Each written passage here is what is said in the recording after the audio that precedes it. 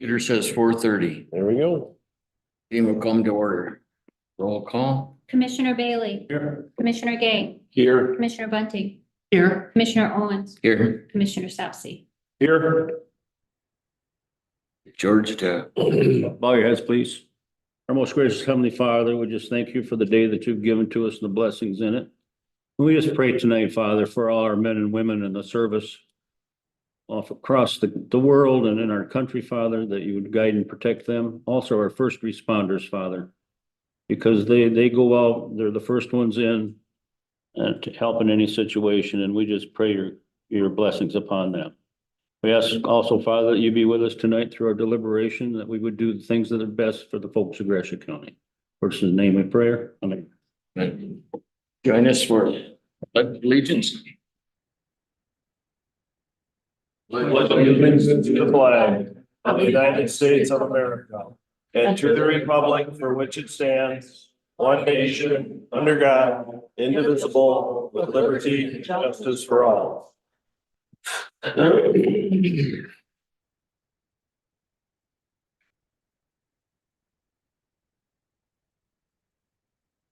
Have just one addition to the agenda. Yes, so Nancy O'Brien is my Board of Canvas, or she represents the Democrat Party. She is not able to do the Board of Canvas for just the February election, so you have a letter in front of you from Christy Freestone, who is the chair for the Democrat Party, that would like to be put in Nancy's place just for February. So that will be J6. Any other additions to agenda? Looking for a motion to approve the agenda. Move. Support. Motion by Sam, support by Steve, Motion by George. motion by George. Pardon me. To approve the agenda. All in favor, say aye. Aye. Brief public comment. Linda.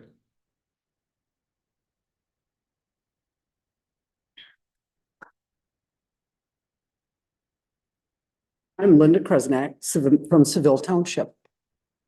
I'm here tonight because Dave attended our meeting, our board meeting last Wednesday night. We've had much discussion about a new township hall with a fire barn on there.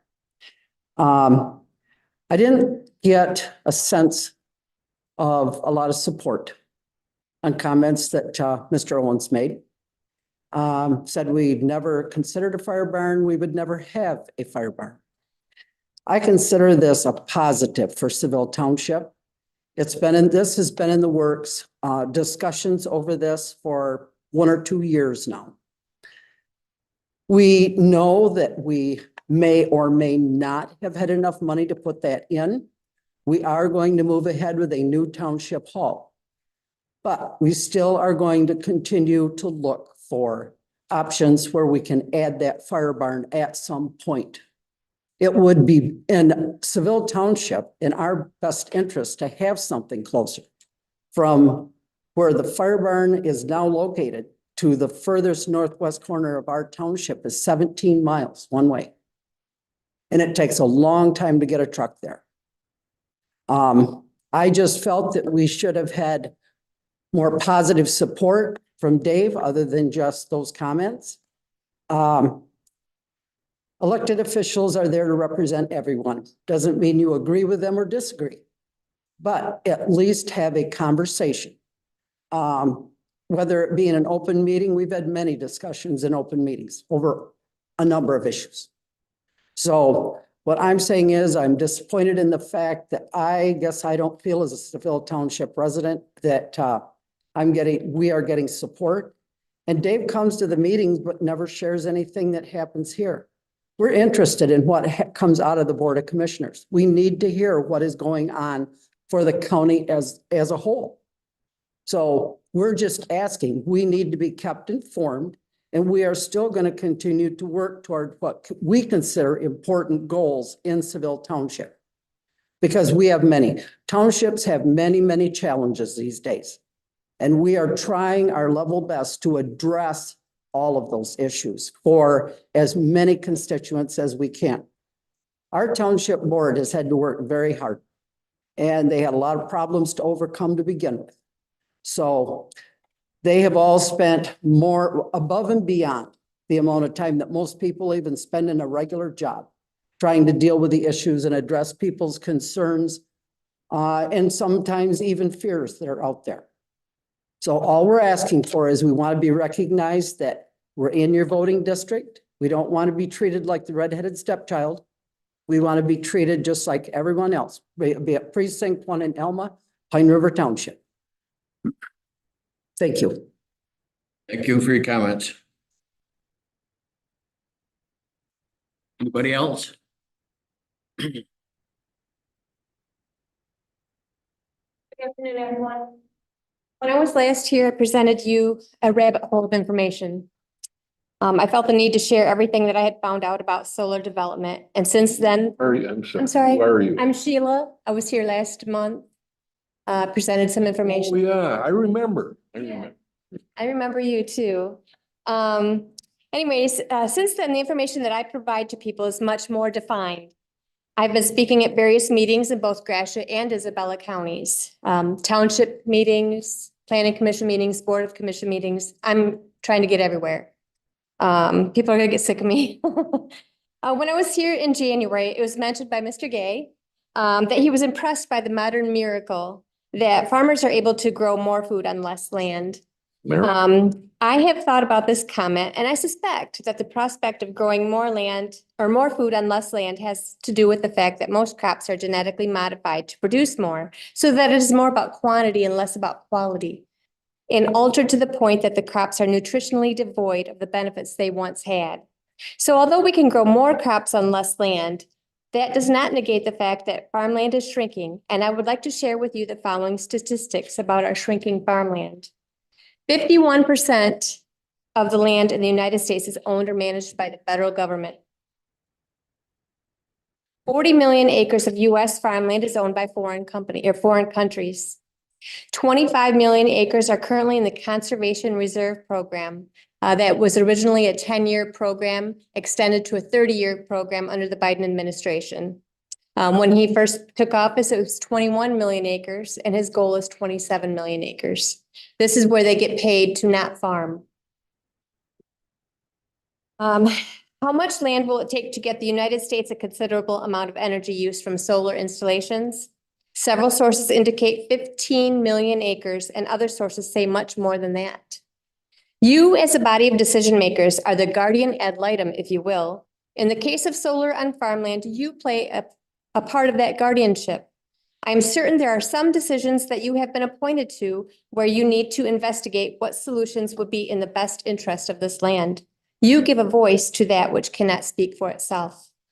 I'm still learning what roles the Board of Commissioners and planning commissions have, but I do know that you all play a role at being the arbiters of what happens in the community. Until we are able to restore zoning to local government bodies, which I'm sure we will, I urge you to review any zoning ordinance that does not protect the integrity of this farmland and to ensure a natural environment free from chemicals that are harmful or hazardous to animals or humans or the health of the soil. The ordinance should prohibit any activities that would compromise future agricultural purposes. Please consider how many acres of food-producing land you are willing to compromise. If you say yes to one landowner, how then can you say no to another when you realize what is happening to the food supply and food supply chain? I would argue that limits be put in place immediately before we lose more precious agricultural land. Just as a note here, I did attend a public input session at the RESD on January 17th. I was a little disappointed as I anticipated that there would be more public there. But what I encountered was a room full of leaders, township supervisors, clerks, and I think even a mayor. They surveyed 314 people. At least that's what came back, the surveys in Gratiot County, and I did not believe that that was an accurate cross-section of the community. Solar development on food-producing land is a disastrous premise. While harvesting the elements of nature is something people have done for a long time, we are not there yet with large-scale solar panels that are being developed today.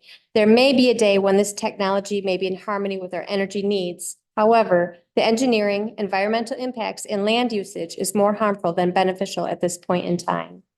And I just wanted to make sure everybody gets a copy of that. So if you just want to pass it I on. was just gonna ask you, did you make a copy? I did. for us? Thanks. Thank you. Thank you.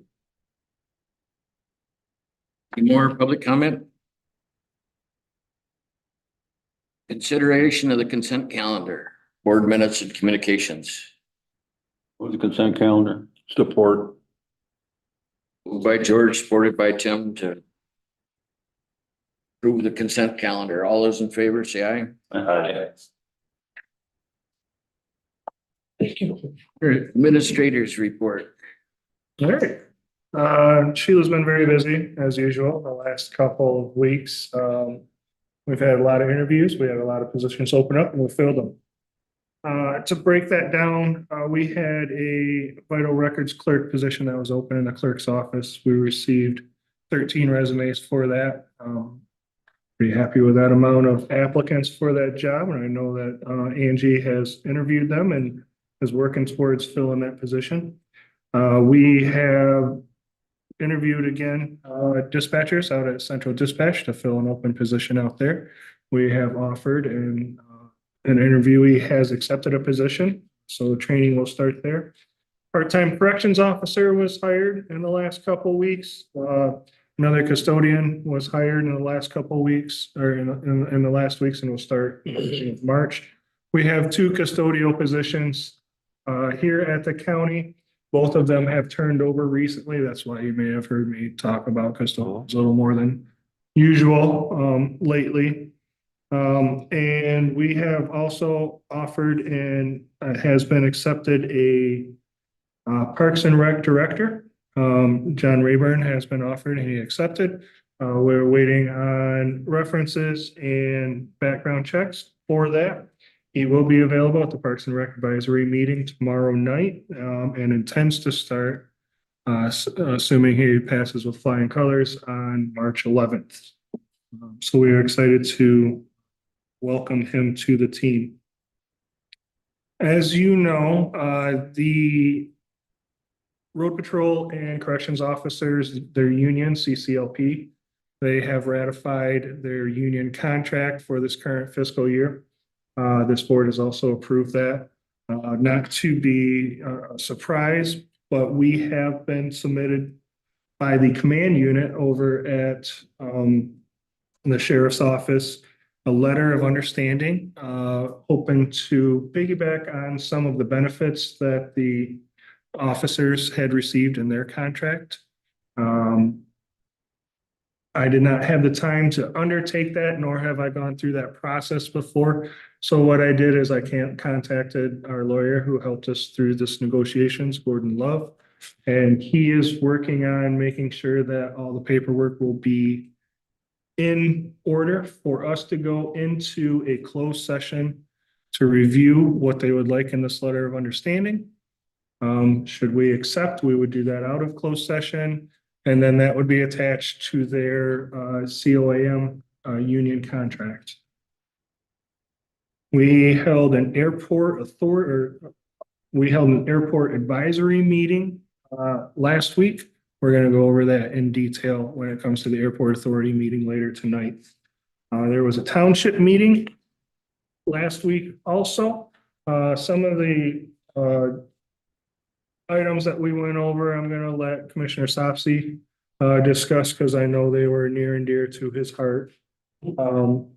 But outside of what I expect Commissioner Sopsey to cover, I did report to the townships and local municipalities about the ARP projects that we have outstanding. I let them know that the county is going to require any municipality to enter into an extremely detailed contract with people who are going to complete these projects for them by the end of November this year. That is because at the end of this calendar year, all money is expected to either be expended or under contract. That is the end of the period of availability for this particular grant. If they do not have what we would consider sufficient contract in place, we will then take that money and we will use it internally in our operations. so that we do not have to refund any of that money to the federal government. I went over several examples with them.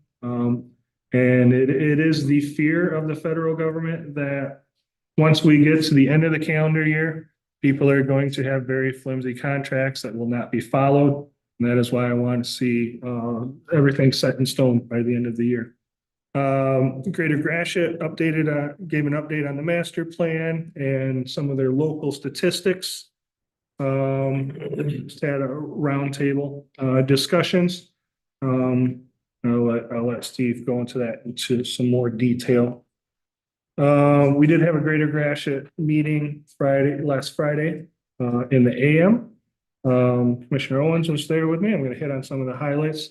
And I promise this is not picking on what you just said. I did have this in my notes.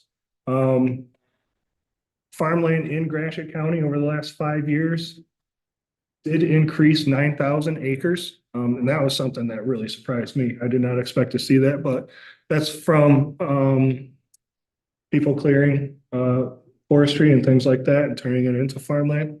Was how many? 9,000? 9,000. Just for comparability, Gratiot County in itself is 365,000 acres. So you're looking at like a 2 to 3% of the land in Gratiot County was actually converted to agricultural in the last half decade. And Greater Gratiot did want to say that the planned solar projects that they have right now is approximately 2,000 acres. They reported on the unemployment in Gratiot County for December. The unemployment rate was 3.9% in December. It was up 0.4% from November. And we ranked, I think, 32nd out of the 84 counties. So employment is good in the county right now. Those were the big highlights that I took out there. If you found anything else, they reported on their financials, their financial position. They're in a good financial position to make sure that they'll be working forward for quite some time. I know also they had considered at some point in time investing some of their reserves into the community too, should an opportunity arise for the betterment of business in Gratiot County. We held a land bank meeting directly afterwards. Commissioner Owens was able to sit in on that too. And I think he learned quite a bit of information about how our land bank operates. Our treasurer, Terry, is the chairperson for the land bank. We have a deadline coming up. At the end of March, we have to have our project submitted to the state in order to go forward with the $500,000 grant that they are giving to us. And if you'll remember, when we created the Gratiot County Land Bank last summer, the reason we did it is because there was ARPA funds available for that, specifically $500,000. So that deadline is coming. We are working on bringing together 3 projects to submit to the state for this. These projects are still confidential because there may be some bargaining that may need to be done to acquire these. So as soon as we can publicly inform you on that, we are very excited to do so.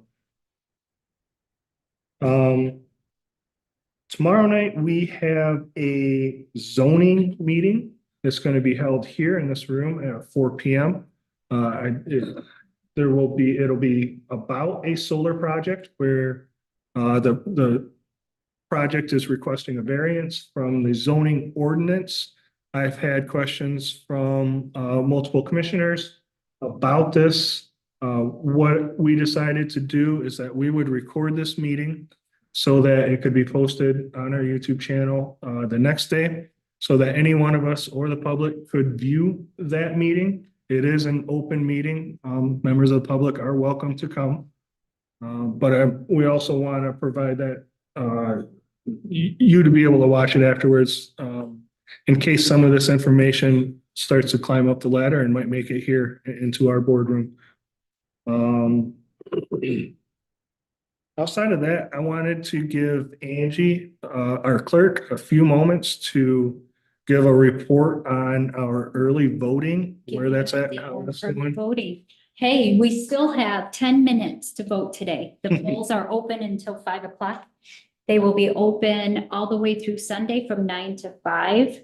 Saturday and Sunday, the second Saturday and Sunday before the election, we are open 12 to 8. So it was a long day on Saturday and Sunday. We had 12 people vote on Saturday, 13 people on Sunday. Yesterday, I think they might have thought we were closed, but the polls were open. They did have 6 people, and the last I heard from them at 3 o'clock, they had 15. So we've got about 46. So we need to have more people take advantage of this, so that I can keep my election inspectors on their toes. But they're doing pretty good. I don't think we've had any hiccups. They did have to get one person sent away to go get registered in the township that they had moved they had moved 6 months ago, so they needed to get the correct precinct. That they got registered, came back today and got voted, so I think it's going pretty good, except for we need more voters out there to vote early, so to take advantage. Now, How's the state website? You'd mentioned before that there was still some hiccups with it and requiring you to have a paper copy or something. No, well, Friday I had to make a flash drive with our voter list because the electronic poll book for the early voting center was not open until Saturday morning. So Well, it we didn't. had training right early before we opened at 12. So it's pretty easy, the electronic poll book. The hardest part is there's like 4 steps of security to get logged in. And so that's the hardest part for the election inspectors, to get through all those passwords and a grid and other things that they need to have in order to get into the electronic poll book, because it is live. We are marking their history right away so that they can't go to the precincts and vote. And also, if an AV has been delivered to the local clerk, they can't vote at their early voting center because they've already voted. So so it does need to be live at the early voting center, but they're doing pretty good getting logged in and out. And we've had one person in this room actually utilize it. And so I was pretty happy that she was able to come out and vote. So as you said, 2,000 acres are considered solar. it was reported that they are, the projects that they have completed and the projects that they plan, everything that they plan or have been approved to do would be 2,000 acres. And how many acres are under cultivation in Gratiot County? You know, I looked up in Wikipedia just before this how many acres there was, and I did not get the agricultural acres. I know that they added 9,000 acres to Yeah. agriculture, but I don't know the total that they have. So it might be kind of a small percentage. I have, I've got a real quick update that I need Sheila to give on materials management, and while she does that, I'll look that up, okay? So the last quick update, Sheila's been working on material management for Gratiot County and partnerships that we need to do with that. We're gonna have a presenter in 2 weeks, so I'm gonna just ask her to quickly give an update on where we stand with that. In December, there was a woman that came and spoke during an open comment and started talking about our waste management, our solid waste. And I think we all kind of had deer in headlights looks about what is it that we have to do. In the last 2 months, I've been really working with Isabella County to figure out where we're at, where we need to be, what we need to be doing. So in 2022, there was a bipartisan package of 8 bills that went through and was signed by the governor, updating the Michigan solid waste plan and requirements. Those had not been updated in about 2 decades. So it was time for that to happen. So really what it was is it was changing the goal from capacity of landfills to putting less usable products into the landfills. And so the focus is really going to be recycling as many goods as possible. So HB 4461 requires all counties to update their solid waste plans and meet new goals. So the state is going to be providing $60,000 for 5 years to work on this plan. If a county works with their neighboring counties in a regional situation, then we get an additional $10,000 for creating one of these. And then there is a 5 cent per capita that we will get for every resident of Gratiot County to help implement this new plan. So the goal is to have 30% recycling rate by 2029. And then overall, which there's not a date on it, it's the goal for all counties is going to be 45% of all goods would be recycled. By 2032, we will need to offer at least one drop-off center in our county, as well as one per every 10,000 residents. So essentially, we're going to need to have 5 centers by 2032. So what's next? What are we doing? Where are we at? So I have been working with Isabella County. Their intention, they did a feasibility report in January of 2023 to look at what it would look like for them to become a regional hub. If you look at the map that Chris has up on the screen, this is the intention is to have 8 to 10 counties participate in this regional hub to make it feasible for them to update the facility so that it is able to take in So you said 8 to 10 what? counties. Counties, okay. Yeah. So as of this time, as of the last meeting that I was at, they are at about 7 counties that are either have given their intention or are expected to give their intention, and that is where Gratiot is as of this moment. We will be having the MRF, which is the director for the material recycling facility. He will be here in 2 weeks to tell you more of the details of what goes into that, what changes they are making to their facilities. But what that would look like for us is that $70,000 that's going to come from the state. That money would go into a pool with the other counties that are surrounding us. That pooled money would then be used to get an RFP out for a vendor to come in and do a regional plan rather than us to have to create a plan for ourselves. So that 5 cent, 5 cent per capita will stay within the county, and that will be used to implement the plan. We have until 2027 to have that plan made and ready to go, ready to be in action. So at this point, it is just the communities getting together and talking about what that may look like. The next date of importance for us is July 6th. By July 6th, we have to tell the state if we are going to write our own plan, if we are going to have a regional plan, or if we are going to let the state make a plan for us.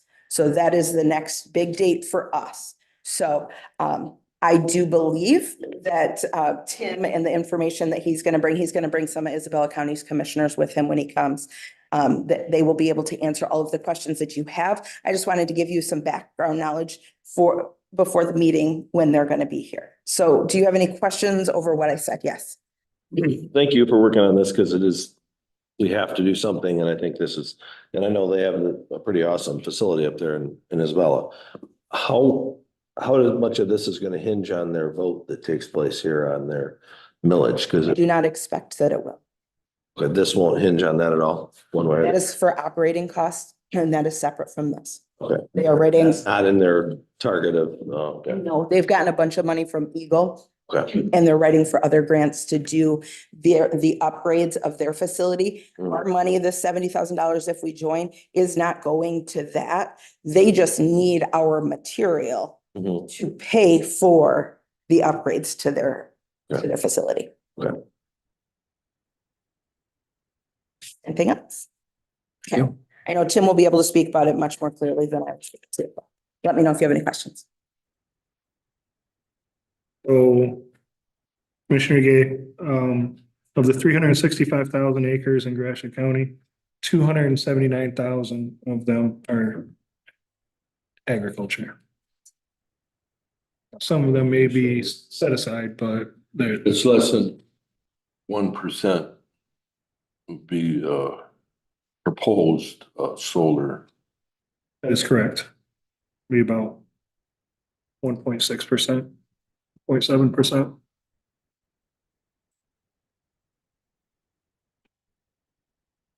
And that concludes Administrators report. the report. George, I know you were away. Do you have any? Report's gonna be very quick. No report. I did though, I did have a couple constituents email me and one texted me and I got them help. So I did do a little work while I was down in Florida, but I just got them to the right people, that's all. It's usually the best you can do. Yeah. Tim, what do you got? Well, I went to 4 meetings last week, Monday, Tuesday, Wednesday, Thursday. Monday at Emerson Township. Jamie, he talked about the windmill payback tax settlement. Chris, do you know We're actually gonna go into closed session about that? today to talk. Okay, all right, good. No, they just hired a new chair for the election next week, next Tuesday, week from today. Can we talk to the Republican? Danny, There's to chair, I don't understand. Explain, please. I don't understand what you're saying. well, Jody said that's her term, a new chair. It probably means like a leader of the voting in Emerson Township. And they're fully staffed. But they're fully staffed for the election next Tuesday. Yeah. But So I guess, I don't know what, a new chair would probably be the lead, whoever's in The charge. township clerk would normally be the one that would run the election, so I'm not sure what they're talking. Okay, I'm not sure. Yeah. Okay, Tuesday I went to the Elma City Commission and they're gonna have, Elma's gonna have farmers market still on State Street. Yeah. They moved it from Pine Street to State Street just last year. But this coming year, the farmers market will be on State Street. Avalon Tahoe is building this big all-purpose building. And I think they're giving a tax break too. So, yeah, Avalon Tahoe, they employ 500 people and I think that might be the top now in the county. Yeah. So they're building a new thing. Elma Transit wants a countywide transit thing. I don't know how hard that would be. Hard. It'd be hard. I think it's, but in the scheme of things, I think it's probably doable over time. We have to look at different things we're looking at, and I agree with you, Tim.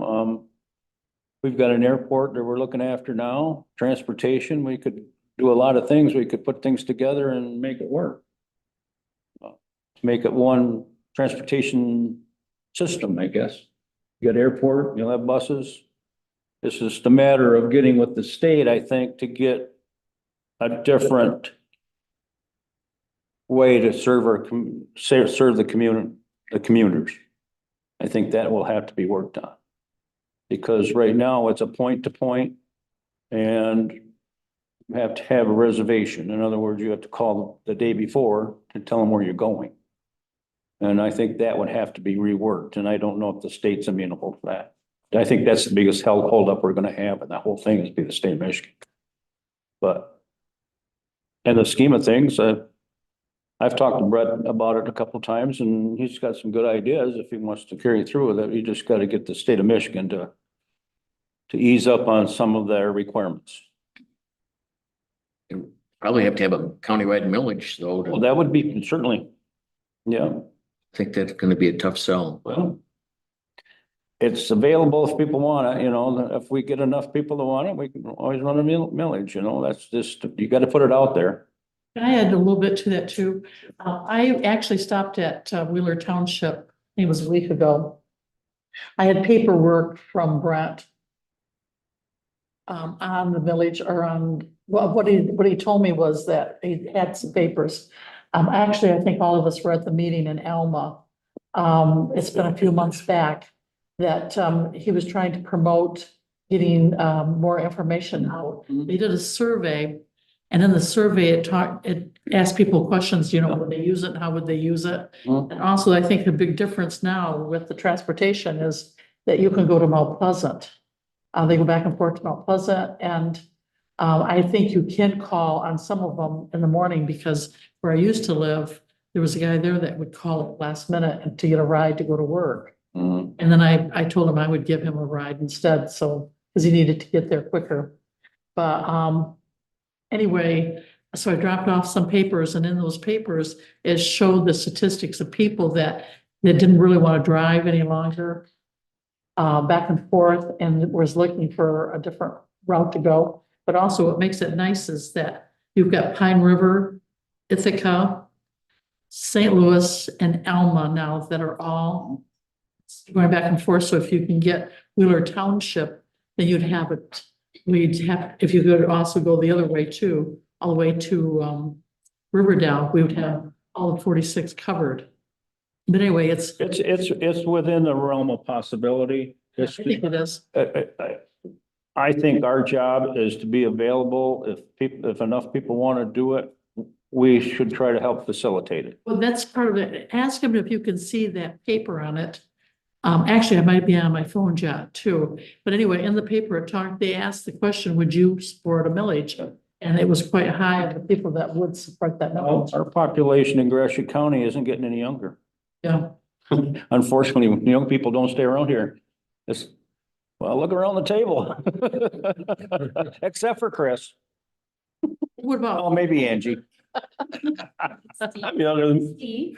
Well, not you, but close. Are you Just look at the people that are not retired. me? But anyway, so I was gonna talk to you after the meeting about it. So anyway, I dropped that paper off to him. I think it's been about 2 weeks ago. Well, I went to Arcata Township. Doug Merchant said the state is behind on everything. I think he was thinking about the election things, and you said, Angie, that you had to wait. They weren't ready. They weren't ready, Yeah. but we were. We got it ready. Yeah. Yep. They talked a lot about, there's Fire Island, you know, on the corner of, You go there a lot, do you? Neil? Lincoln. Lincoln and State. No, I don't want to give my. But they talked, they're gonna have an event. But they don't consume on their phones. But they have, I guess every year they've had an event where vendors come in and sell their. There's food trucks and there's bands and they have different things. Yeah. Yeah. They can actually sample at the hotel. Yeah. That's right. Oh, they just go by. across the road there. Yeah. Well, Doug Merchant said that, you know, initially he was against it, but now he says. It's getting pretty good. We wish we would have had it sooner. I guess it's like 60,000 revenue a Yeah, year. it's getting good tax money off of that. Yeah. And one thing kind of close to my heart there, I called it Wolf's Bridge, but the bridge on Loose Road, south of Lincoln Road, on Loose Road. The bridge on Loose Road, they're gonna redo, big project, talked to the road commissioner, more than $500,000. The road's gonna be closed. I think it's gonna be the summer months. And, really fix that bridge. Oh. When it goes across the Pine River there? It goes across the Pine River, and I fished there as a youth, as a little boy. Caught a sucker. So that's it. Thursday, was, a big event at the Pine River Township Hall. And, it was open to all the townships. It seems like well, everybody showed up, it wouldn't be, the venue would be too small. But anyway, it was pretty packed, and this man from Alba Township has been a township Oh, Steve, township for for 50 years. Yeah. 55 Yeah. years. Yeah. That's it. Jim? Okay, I also was at the township meeting, very well attended, and very interesting. The people giving different reports, and I won't go into that right now. It'd take another half hour. But anyway, I also was at Bethany Township meeting. I was at MMR meeting. I can't remember. I'm pretty sure the MMR meeting was that week too. And then I stopped over at Wheeler Township to drop off some papers, and I'd run into Jerry. I told him I'd stop in and say hi. And I have been busy. It seems like there's a few other meetings I was at, but I can report them next month. So I'll make mine quick. Go ahead. All right. Seen a couple of you guys, we were here for the Super Bowl, that the, Employee Engagement Committee put on, down here. I think there was 6 entries for soup. Some of you were there and supported it, which was really awesome. That same organization put on a blood drive. We had the flyer in our packet. That was put on by the Employee Engagement Committee. First one, it ended up being postponed due to weather, so it was nice to see it still was attended well. There was 27 total donors, 5 first-time donors, and they were able to collect a total of 26 units. So I know that anytime you get those kind of numbers, the Red Cross is thrilled. They want more, obviously, but they're thrilled to have those kind of numbers. And there was people waiting to give right when the thing started, because I was there for setup. I attended Newark and New Haven that same day as the blood drive. They were, wasn't kidding, at the township association meeting that we were at, that every township, most of my townships are extremely rural, and gravel is like topic of discussion at every single one of them. But we talked about that at the township association. It sounds like the county is contracting with a different supplier this year.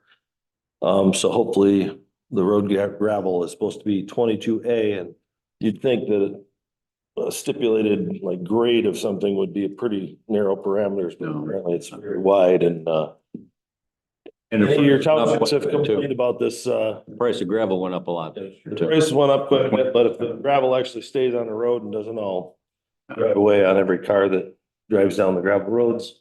It's an ongoing problem. So hopefully we can get that resolved. Alba Township meeting, they are going forward with their contract. I don't know if Roger's gotten that to you on the request that he was gonna make. He's ready to come to the board, is what you're saying? Yep, I think he's getting ready. I told him to go direct with you to make sure that that was all Okay. done.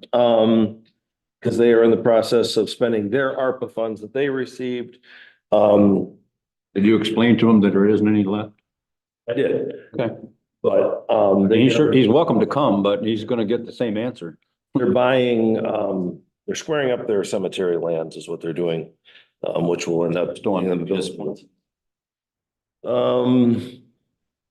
But Chris also mentioned we're not giving any of that money back, and so that's why we have to have things in the wings ready to go if they are, so. He's on the wait list.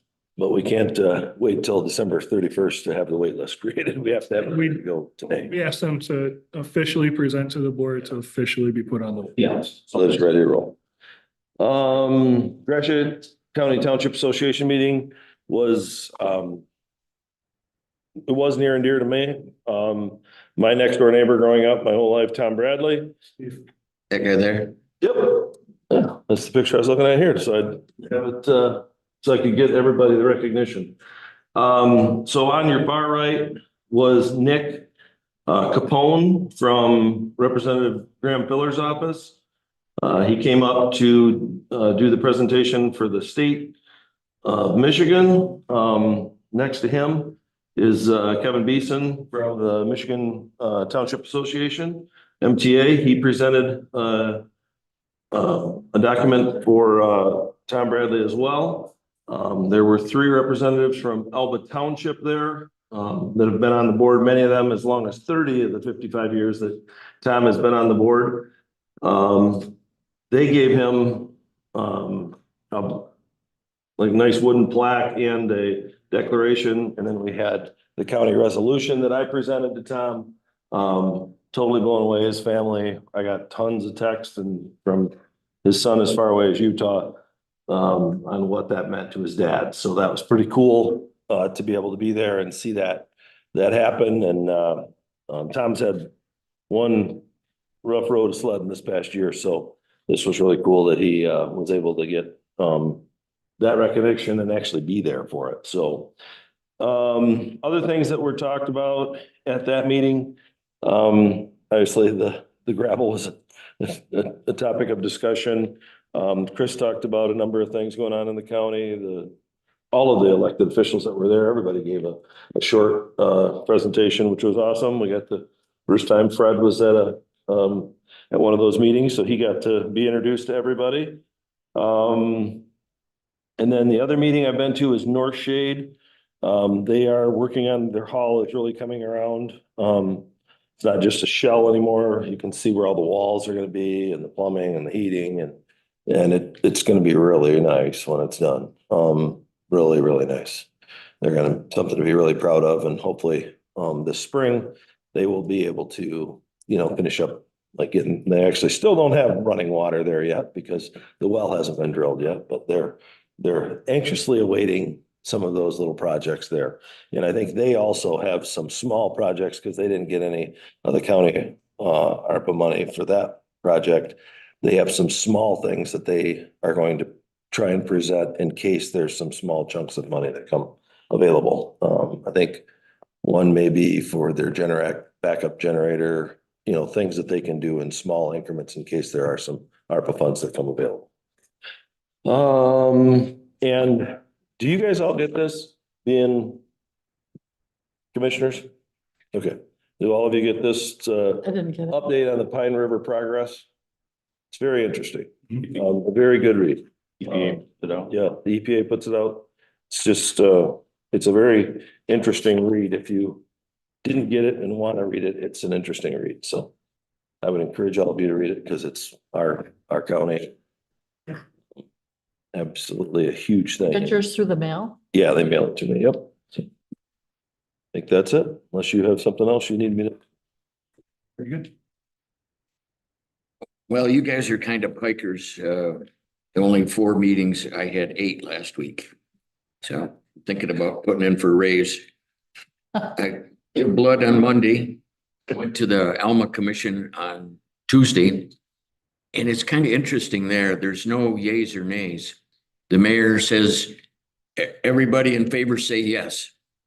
It's a little bit different, but the meetings run quicker. Yeah, it's quick. Yeah.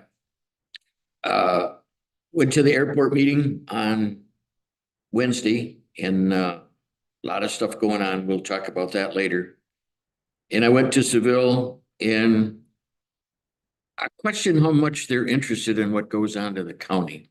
I've been to their meetings at least a dozen times. Twice they've asked me what's going on in the meeting. And it felt more like they were trying to put me on the spot rather than find out what's going on. And she misquoted me. I'm fully in support of building a new township hall. I disagree with a lot of it, but why are they still talking about fire hall? They do not have enough money for it. Let that go, get on with building, get the contracts. Anyway. And on Thursday, I went to the conservation annual meeting and they were talking about us having too many deer. And a big part of the problem is there's too many guys that look like me and George. And don't go hunting. They don't go hunting anymore. And they haven't brought up their kids and grandkids. They haven't got them off from their computers and got them out sitting in the woods. And I went to the township's meeting. That's always interesting to hear what's going on all around the township. And Friday, I went to Greater Gratiot, and there again, the round table. It's very interesting to hear what's going on around the township, the county. Then I went to the brownfield development, and that's going to be a neat thing. To get some of these buildings that are decrepit, get them demolished or fixed up, and get somebody else to come in and redevelop them. Is that the land bank or? A land bank. Okay. Land bank, excuse me. So that's it for me. Consideration of new business. MERS System of Michigan, Marnie Daggett. Yes. Took a while, we got to you. There you go. Appreciate the time. Thank you for inviting me. I believe Chris has the information. There we go. We had it.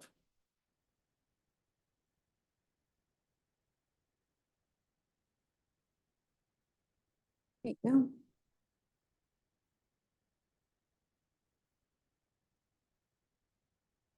So most of you have seen me go through this a couple times, so I don't want to put you to sleep, but wanted to just touch base and go over a few things. We usually go over the report. Again, this is the 2022 valuation that dictates your fiscal year coming up. But it is for your 2024 fiscal year. So from that perspective, if you go to page 6, please. 6. Yes, 6. That starts the.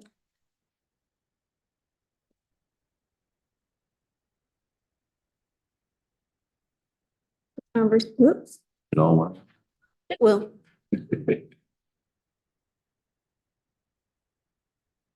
All right, may have to get it a little bit bigger, but you can see your funding level.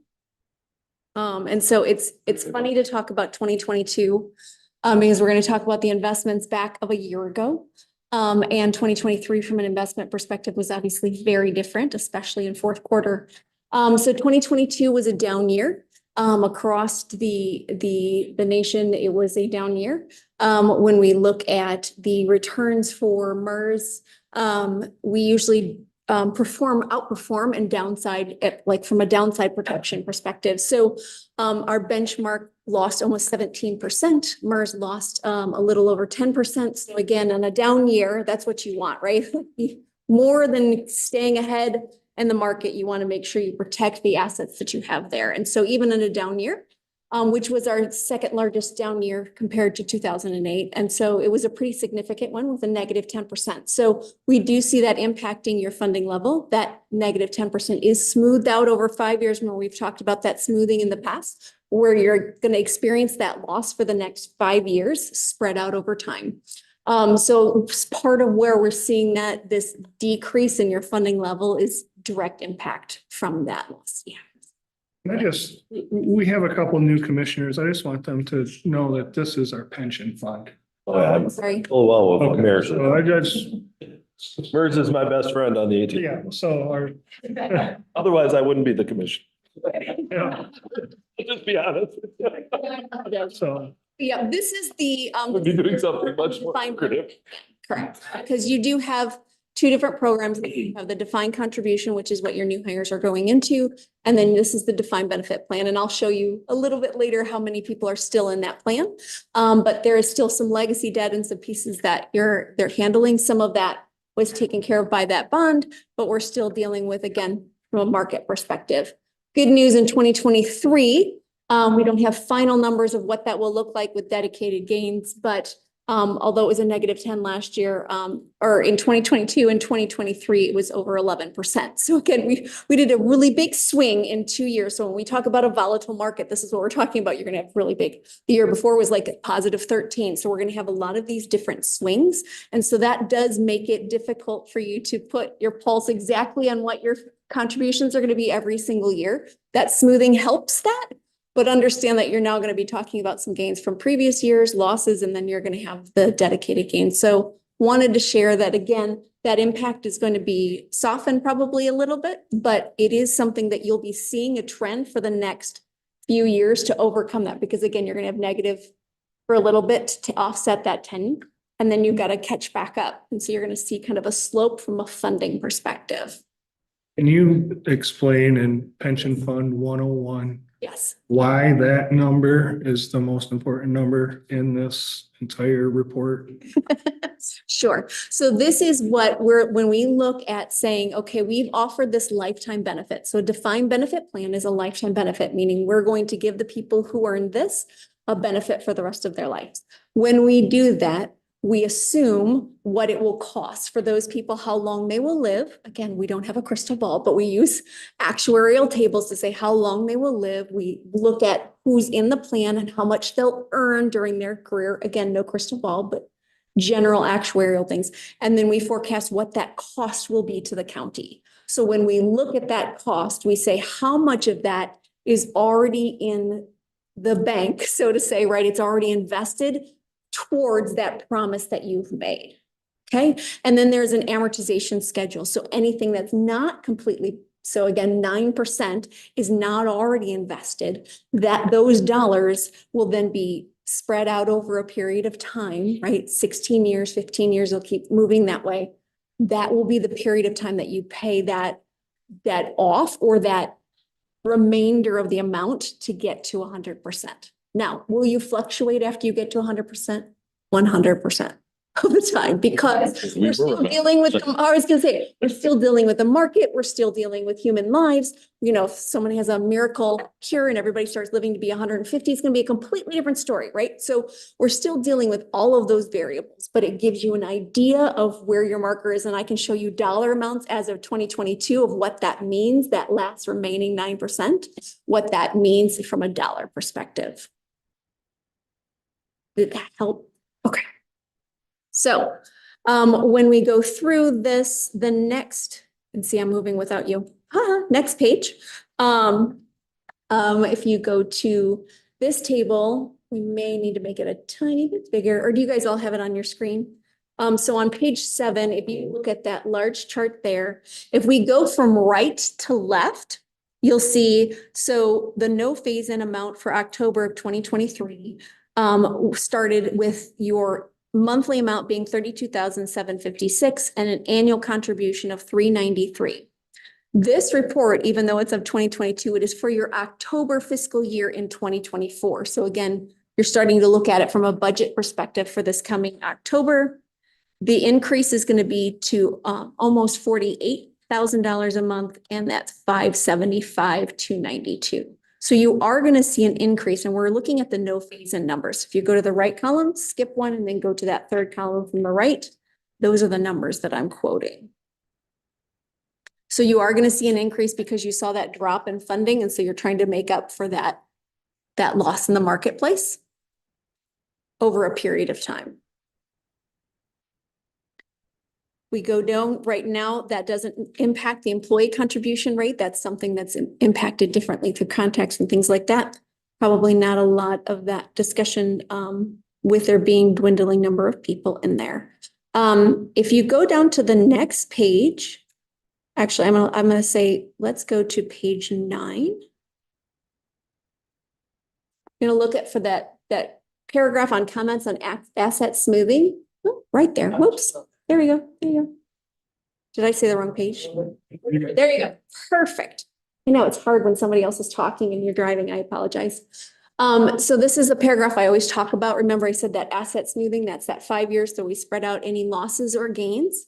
So I always encourage you to look at that bold sentence that we always put in the middle of the paragraph, because it gives you the idea of what the smooth rate of return, meaning we're smoothing out that loss for the next 5 years. The smooth rate of return was a positive 3.51, while the actual market of return, remember I said it was over 10, was a negative 10.61. So parentheses means negative.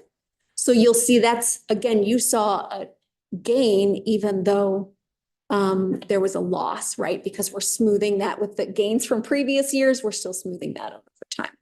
But we do give you in those bullet points at the very bottom, we give you of that paragraph, you see if we got rid of the smoothing, we just talked about market value, we always show you this.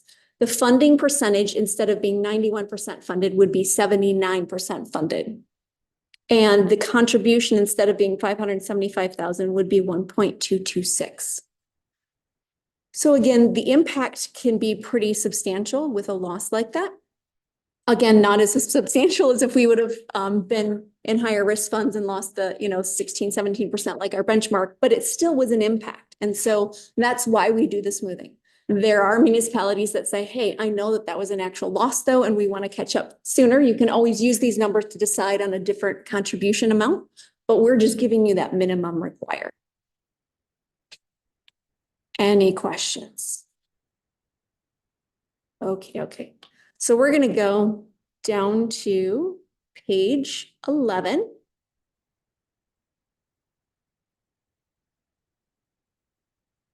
And this is that where we look at what we're forecasting for the next few years. Again, we're assuming, so when we look at this, the top section is that 7% assumption, which is what it was in 2022. And we also show you what the impact would be if we had a 6% assumption over the long term and a 5% assumption over the long term. If you go from left to right at that top line, you'll see 2022. So your fiscal year starting this October in 2024, what your liabilities were, where your assets were, what your funding percentage was, which was that 91%. So you can see the contributions at 5.75. You will see at that far right column, the expectation for your funding to go down and your contributions to go up for the next few years to make up for that market loss, but we're giving you time to make up for that. Again, with a market like last year, and I mean, we could pray for a market for the next few years, that's fantastic, and that would obviously help that, but we always like to give you the impact as it was in that moment, right? 2022. You go down to the next page, we have some graphs that put that in kind of a picture format.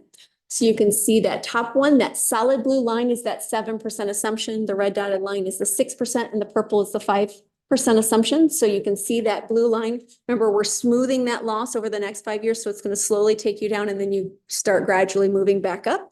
That's what that's doing when you have a loss like that. Again, that may be curved over time.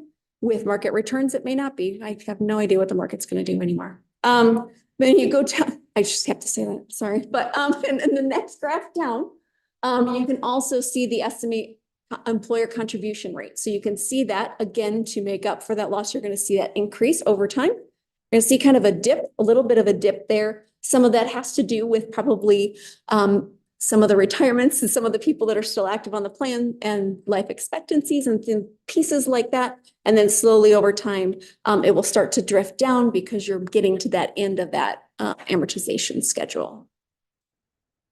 And the close of the plan, right? So you're not offering this to new people that are coming into the municipality. So again, it will just be based on the actives and the retirees at that point. Any questions on those graphs?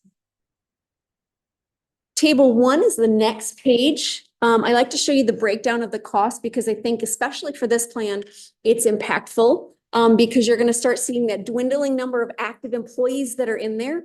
And sometimes it's easy to go, you 20 people are costing us all this money, and it's not just those 20 people, right? It's all the people that are in retirement and on this plan as well. And so when you look at that, if you go from left to right, and I'm going to go at the annual contribution rate, so that bottom bold line on the left, if you go over to the column that says employer normal cost, you will see that if you were 100% funded today, meaning no unfunded liability, no legacy debt, the cost would be about 98,688. That would be what your annual budget would be. Because there's that unfunded liability, a little over 3 million, you're gonna have that contribution over the next few years spread out. That's that 476. We add that together to get you the 575.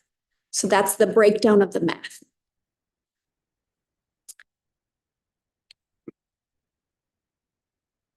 I'm gonna have us jump ahead to page 16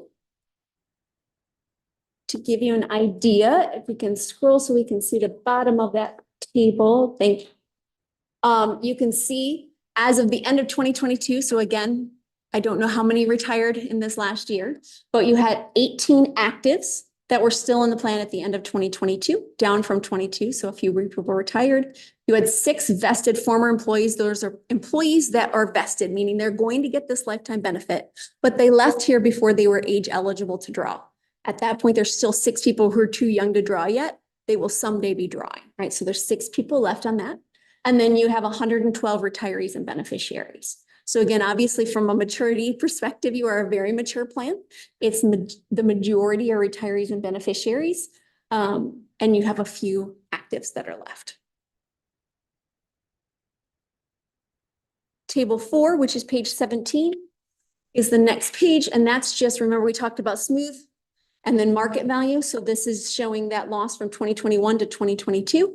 The loss was a little over almost 5.6, little more than 5.5 million, right? So that's why it's taking a while to gain back again, because it wasn't just a small loss. So that shows the market value. The next table is table 5. This shows your cash flow. So again, because you're a well-funded plan, you're still in the 90s, right? You can see in that if we go left to right at that bottom line, 2022, your required contributions was 443,000. Employees put in about 21,000. Again, there's not very many people left in that plan. You did have investment income, because remember, we're still smoothing out the gains from previous years and some of those losses. So it's still $1 million. So about 1.4 went in the door total, with benefit payments going out of 2.248. So while you'll see a loss in funding is because that $1 million you see on the far right, that asset balance went from 35 to 34, right? So there's that change because you didn't get that market return from previous years, right? So you'll see kind of that story for possibly the next few years as you're smoothing out that loss. Table 6 is the last one, and I know this is one that everybody wants to know. This is that dollar amount that I told you. So if you look at table 6 from left to right, you can see the total number of liabilities. So when we look at someone's life expectancy, what we think they're going to earn, what we think all of those things are going to happen, that we see the active employees total over their lifetime will be about 9 million in liabilities. That vested former members, 895,000. Your retirees are about 28 million. So the total is a little over 38 million. You have assets of a little over 34.8 million. So the math on that is the 3.273795. That is when you say, well, what's that 9% represent? It's that 3.27 million in unfunded liability to get you to 100%. So why you're going to see that cost going up is right. You've got the next few years to pay off that 3.2. That's the high level of the report, but I wanted to stop and see what questions you have. There's a lot more data, but it's more about GASB and accounting and a lot more detail. So with the good fourth quarter we had, when this report, you're here next year to do the same thing, these numbers are gonna be totally different because of. It's gonna be a little different. Again, we smooth those. Yeah. So that's, You you're gonna. move the 10% bad and you're gonna move. Right, move the- so there's gonna be that, and there's also something called dedicated gains. And so, I know I bored you guys with that back in 2021, but that's a long time to remember. Something as boring as dedicated gains. I shouldn't say that as much if somebody in my board watches and says dedicated gains isn't boring, my actuaries will kill me. But what that simply means is we had several years of good returns, right?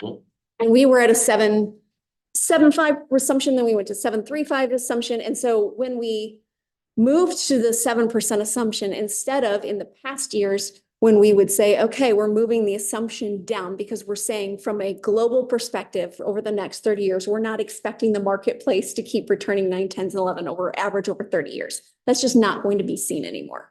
So we're moving that assumption down over the long term. So we were moving that down, and in the past, we would just move that assumption based on what the experts would say, and that would increase your costs. Back in 19 and 20, or 20 and 21, there was 13 and 14% returns. So what we did was, what if we could use some of those actual returns right then and buy the assumption down so it wouldn't impact your costs immediately, right? It would help buy down that assumption. And so that's what we did. It's called dedicated gains. So anytime there's a gain over the 7% assumption or whatever assumption is at the time, we will buy down some of that times in incremental pieces. So we're going to see when we get all the numbers back from the actuaries for the 2020-23 val, what that we can do from a buy down perspective, from an assumption perspective. Once we hit a midpoint, we only use half the assets, so some of that will still be smoothed in. So I'm anticipating there to be something of a move to the assumption lower than 7%, but also that there will be some gains to be smoothed out over time. So to answer your point, it's really convoluted to just draw a straight line and go 10, 11, but I do want to let you know, we will be talking about dedicated gains next year, most likely. I mean, the board hasn't voted on it yet, but seeing the numbers and the policy that's in place, it's an automatic policy. You know, 29,000 all the way up to 38, so something's moving. Yeah, If it stays there, it'll be a good thing. right, for sure. Yep. Any other questions for me? So since I've been here. Yeah.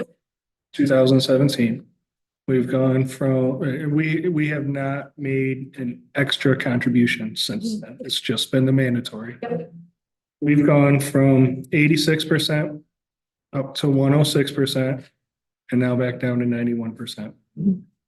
Would you consider that a fairly normal movement for what we would hope to have as well a funded pension fund as possible? I mean, I think there are some extraneous circumstances Mhm. here as well, because we had that experience study, and we're going to have another experience study at the end of 2023. We've put a lot of things in place to mitigate some of those really high jumps. So the experience study, what that means is when we have we look at the data and we forecast out for 30, 40 years, right? Because people work for that long, then they're in retirement for so we have a long-term assumption. However, we go every 5 years and we look at what actually happened in the plan. Does the assumption match what happened in the plan within statistical significance or not? When there is a change, we adjust. So in that time frame, the experience study that was on 18 that came into impact on 19 and 20 vals changed the life expectancy tables, because it's the first time we've ever had public life expectancy tables. And good news, as a public sector worker, you're going to live longer. right before COVID. Bad news from, bad news from a budget perspective, right? So far, we haven't seen COVID really impact from a longer period of time on the public sector as of yet. So again, it'll be interesting to see with the experience study if we see that in the MERS system. So far, we haven't seen something that made them want to adjust it earlier than that. So again, that we'll see what that does. That's why it'll be interesting after the 2023 val when they can start doing the experience study again. We also saw that the investment return move from 7.75 to 7.35 right now to 7%. Those two levers are the two highest levers to cause volatility in the contributions and the funding level. So to your point, you've probably been with this part of this conversation during the most volatile times in the last 35 years. So do I expect it to be as volatile? No, because we put life expectancy tables in that are generational, meaning the 20-year-olds are going to follow 20-year-olds, the 60-year-olds are going to follow. So we've done that from a gender perspective, from a generational perspective, so that will adjust gradually over time. With this dedicated gains, that should also gradually adjust with what's happening in the marketplace faster than waiting every 5 years. So I think that will help that volatility. But I can't tell you if I expect the same volatility. I think the two most important questions that this board needs to be able to ask and answer is is our pension fund in good condition, the way that it is right now? And should this board consider an additional payment to bring it up from where it's at? I have my personal feelings on that, but I think that's something that you should discuss with them too, to be able to. Sure. What I have seen over, several of my groups use what we call the surplus division, where they put in additional funds. So if they see a market change or something like that, they'll put in the additional. They're like, we know we lost it. We don't need to smooth it over time. We know if we have it in the market faster, it will gain faster and we won't have as much to pay. So I have several groups that are doing that. And we see a good trajectory for them. What that looks like in your report is on that, the one page where we had the graph, we actually put a dotted line above where you show your funding level, where you would be if you had just paid the minimum amount, and where you are because of that surplus division. I do feel like there is market volatility. There's going to be market volatility, but I think the data that actuaries have shown and the investment team have shown is that over time, you gain ground by having money in the marketplace. If you have it somewhere else and you have a different investment vehicle, you're welcome to do that as well. But from a returns perspective, your money is typically working harder for you if it's in the marketplace, because over the trajectory of time, even when there's gains and losses, the market over time is still accruing and gaining, which means you're not going to have to pay as much in the end if you're already having money work for you. So I would say with a market down like that, where you know that you've had a loss, and if there is the ability to add to those contributions, that you can do so because of just an investment philosophy. But again, I have some groups that say we invest differently and we'll contribute as we go. The majority are probably putting into that surplus division because of the cost that you can get, the investments that you get for the cost that it's provided is very economical. We've done lots of comparisons and we've yet to find a group that invests for lost costs with a better return. So Does that mean we're in really good shape? you're in decent shape, yeah. But 91%, you're pretty good to go. you are. We're expecting you to go down before you go up. So again, that's up to you. What's your comfort level of how much you want that It's down to escalation? 75%. We got to really think about it, but right now we're good to go. And I think over time, it'll gain back. I do too. I think we're gonna go down before we go back up. You will. Yeah. I mean, that's what we're projecting. So again, some groups feel uncomfortable with it going down as low as we're projecting right now. And so they may want to make additional contributions because they're like, I'd rather not catch up on that payment. I'd rather have my money catch up for me, and they may pay more. So again, that's something within your prerogative. But from a funding perspective, the trajectory that you're at in the next 15, 20 years, this is not going to be a big contribution on your books anymore. And so it just depends on how much and how long you want to pay on it beforehand, really. But you're in a good place. You're not some of my groups that are in a much We made lower that funding move level. Years ago. with So I it. like meeting with you. No, I'm just kidding. I like meeting with everyone, but joke. Well, I guess- Me right now. What, can you shed any light on, okay, so Gratiot County's worked hard to, we did this bond to help fund this so that we could say these wonderful things. Yep. And then the state has announced that all the counties and municipalities that just threw caution at the wind and kept stealing our employees because they kept offering something they couldn't afford to do, now the state's gonna come in and bail them out. How's that work? It's kind of an elephant in my head that just pisses me off, to be honest with you, because, I sit there. You do a thing right, you get penalized for it. Yeah, and here comes Big Brother that's gonna save your bacon. And, unfortunately, my previous life was, we were a revolving door at the sheriff's department. People coming and going, people coming and going, people coming and going. Why? Because I can go to this county, just cross the county line, and they got a better pension plan than you got. They pay better, maybe sometimes just a little bit, but that pension was drawn. I chased the carrot myself. I'll be the first one to tell you. And it paid off because I got out of there before it changed. But now I'm sitting here in this seat going, wait a minute. We worked hard to do what we've done. All these people that sat here before me made some pretty serious decisions that weren't always popular by the people that get a paycheck. This is Gratiot County, okay? And now the Big Brother's gonna waltz in and make some of these counties that, literally the sheriff and I sat in a meeting where, you know, somebody was like, it would take 7 years of our entire tax roll. You spend it on nobody. Everybody gets laid off. We quit, we turn the lights off, we shut the courthouse. For 7 years, all our tax money wouldn't get us whole. That's, somebody did something wrong. And the state's gonna dig them out of this hole? I guess I don't understand. And then we've sat here trying to be frugal and effective in what we're doing. I guess that's. Well, the only thing you can have the satisfaction that you did it right. But the state, you're right. It's It's been that way since Christ was a corporal. yeah. The guy that did it wrong, somebody's always bailing him out.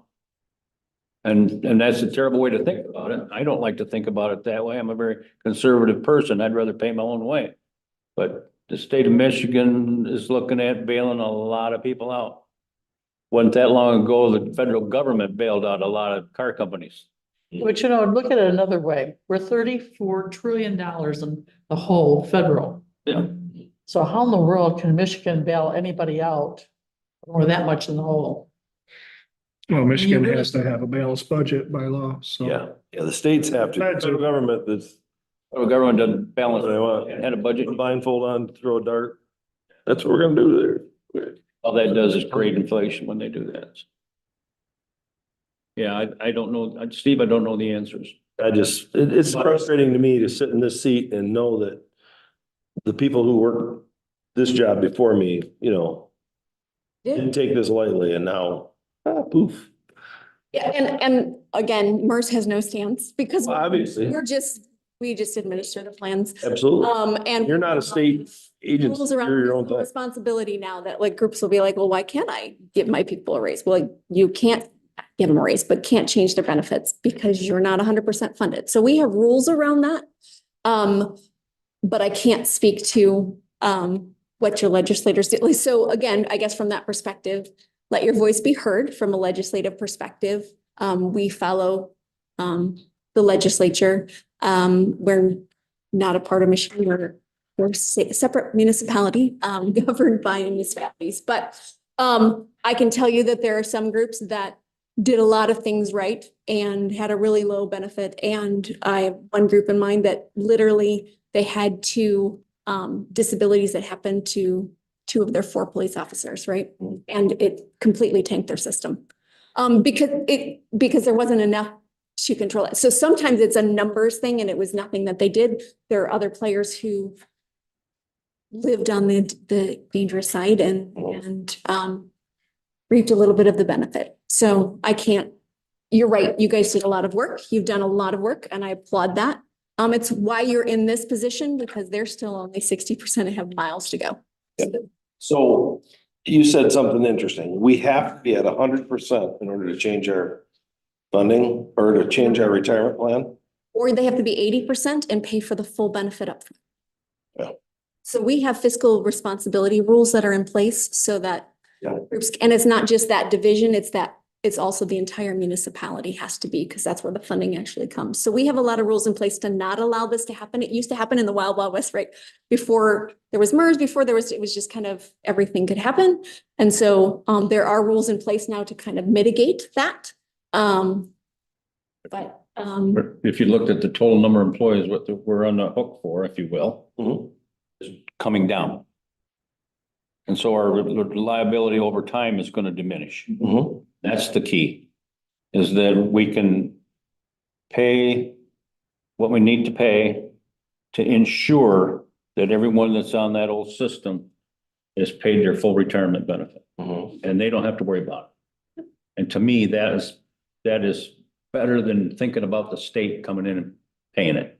Oh, I'd much rather sit here and look at every employee that is under the old retirement plan and said, you are gonna get your benefits.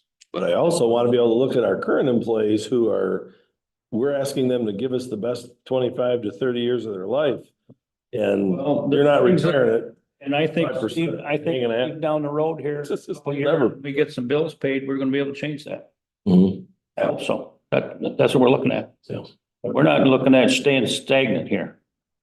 I mean, these people are we want these people to be around here until they're old and want to retire. Like me. But no, I think, like you, I think this board's done a great job. We've always looked at the employees first. We want to make sure that they get their benefits live as long as they do. And that's the key that I always went by is we have owe a responsibility regardless of what the state does. We owe a responsibility to our employees to make sure that they can go to bed at night knowing that they're gonna have a retirement. And that means a lot. And that means a whole lot. So, and then down the road here, a couple of years, we're gonna be able to maybe change the benefits that we currently have to a different plan. But we gotta pay some bills. So, it's gonna be better. I think it's all good. Any other questions that you may have? I know I have long-winded answers. I'll try to shorten them. It's like, don't ask for any more questions. Yeah, I think No, it's all good. Anything else? Thank you. Great. Thank you so much for your time. Thank you. Next, Investing really well, MERS. Please.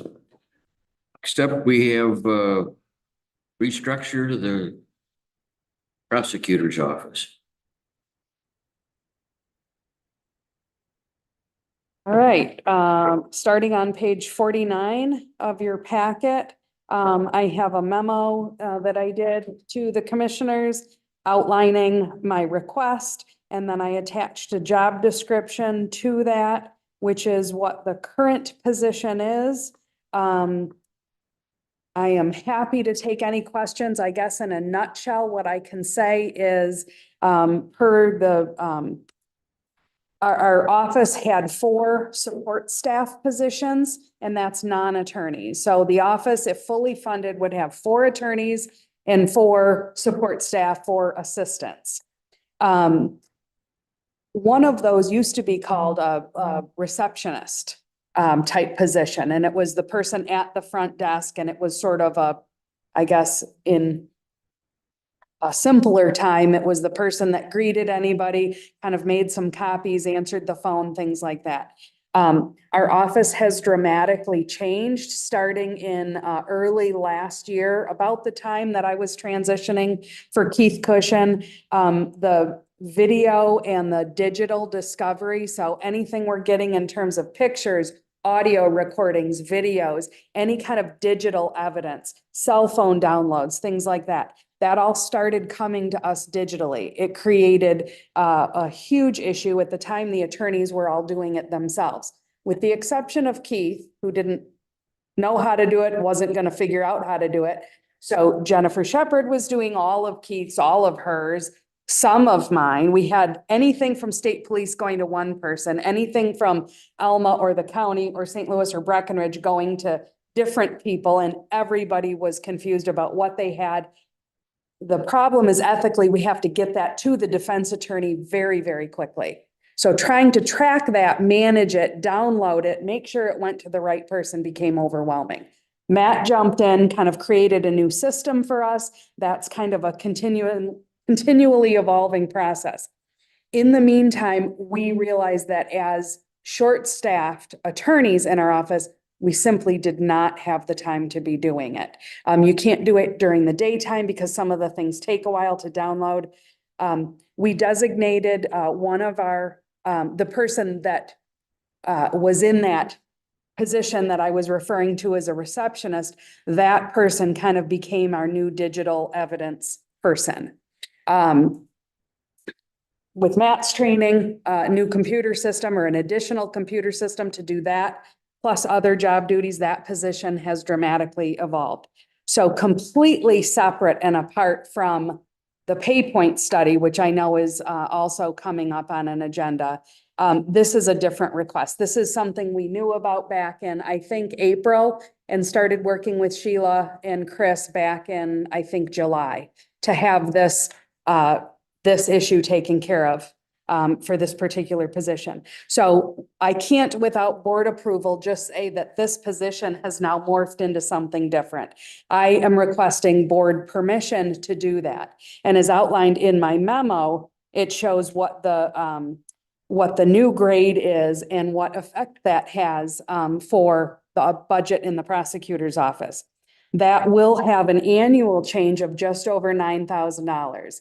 That's something that at this point, I have no problem with the current budget. I'm not asking the commissioners for any additional money because as you're well aware, we are still short-staffed. So it's not going to be an increase. Just like last year, we didn't use the budget for wages and salaries. I don't anticipate we will this year because even if I hired somebody today, I'd still be behind the 8 ball, or I guess ahead of the game. I'm not spending as much as was budgeted. So that's the request that I'm asking. I did also ask that, and this is something I also cannot do on my own without commissioner approval. I am requesting consideration for retroactive compensation as well, which would be some amount of compensation for that individual who has been doing this new job at a much, much lower pay rate since April. So I certainly will take any questions anyone has.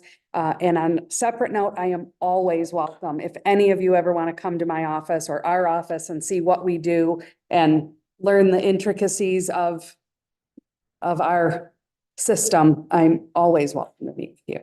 Go ahead. What is your current staffing level? If you're supposed to be at 4 attorneys and 4 support staff, where are you at right now?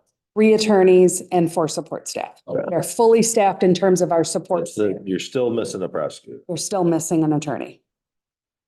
I have a question. I see that you have 4 pages here. That is what one person does? Yes. That is just this one position that I am asking to reclassify. Does she work overtime or does she have enough time? No, what happens is things get triaged kind of on a daily basis as all departments that are, I think many of us can say we're understaffed to some extent. I know, Matt, you just kind of look at what's currently on fire and what you have to do today. And every day you kind of just get to what has to be done. But I would say no, we don't have problems getting things done. We just are very efficient. So I'm thrilled and blessed that we have the right people in the right positions up there. In terms of the support staff, everybody's incredibly competent and going to what George had said of, people in careers, our office has, Melinda, who's worked there for 51 years, coming up on 52, I think. Many employees who have been there many, many years. So we are very, very blessed in that office. So you did say that you're short one An attorney. attorney.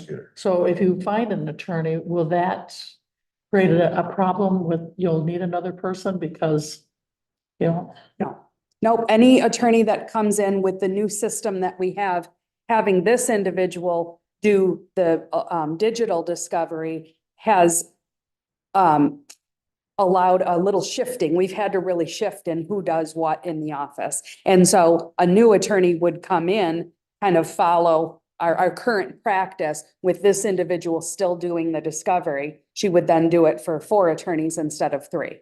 just out of curiosity, I have to ask you this. Is there any of these jobs that you have to leave your office to go someplace to do? Or is it pretty much everything in your office you can do right there?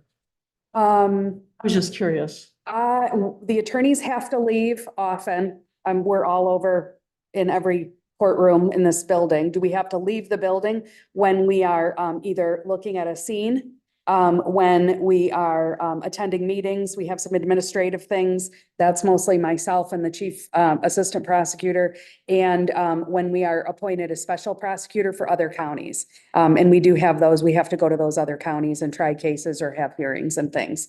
But other than that, the bulk of what we do is right here in the courthouse.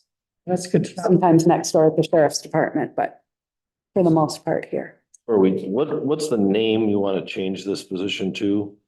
I would like to change it to legal assistant, digital evidence, and legal discovery specialist. Because to go up to a G7, which is what you've requested from a G5, just looking at our other G7s, most of them are managers, deputy clerks, that sort of thing. That's why chief deputy. Don't mix the next presentation with what she's talking about. That's different. Grade 7. Okay. That's why I need to say this presentation and this request was way before any of that. So Yeah, we're I- not talking apples to apples. Scales are different. Right. There versus what she's. So if what you'd be looking at is a grade 7, current grade 7 under this scenario that I'm asking, because it won't be correct, it won't be a grade 7 under the new scenario. So this makes this position very comparable to the other assistants Currently in grade 7 now. yes, so currently we have one way down here, which is the grade 4. And then we have either all 6s and 7s. So this now, and I will say with this person's additional responsibilities, we have sort of 4 separate specialists in their areas. They are cross-trained and they can cover for each other, but this brings that person up from a 4 to a 7, more comparable with the others. So essentially I have 4 sort of similar positions as opposed to one way below. So yeah, that was my preface with, this has nothing to do with that. So then when you guys get to that next part of a discussion, this will change and go through whatever process that is. So I'm just saying, under the old school, can we just, I'm asking to get this person up. Mhm. So hopefully that is more. Because it just, the timing of it gets really, really confusing. I guess in a perfect world, I would have had this done, but we had to have the tool to do this and we had to wait for the tool. So it's been, And you're asking that to be effective? I'm asking that be effective now. No. Yes, But with retro pay, I am asking for 2 separate asks. 2 separate Okay, that's asks. what I was trying to Two- clarify. I would say that there are 2 separate asks. One ask is, let's increase this grade. And the second ask is there anything we can do for any sort of And retro? The money's already in your budget. The money is in my budget. I'll make a motion that we accept this proposal that she's asking for. Okay, good. So,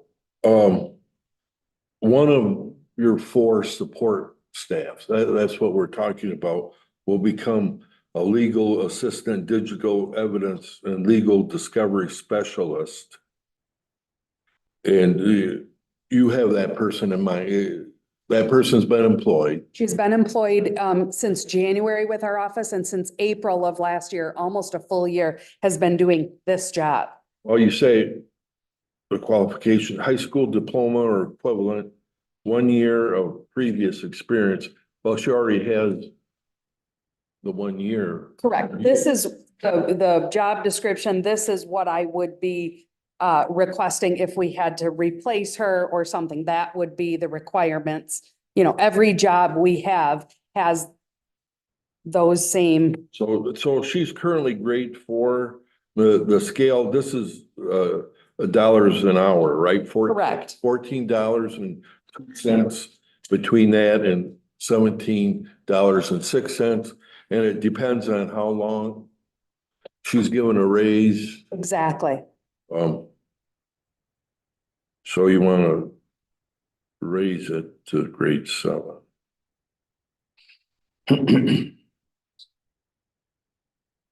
Motion by Jan, supported by Steve, to approve restructuring within the office and to change the pay scale.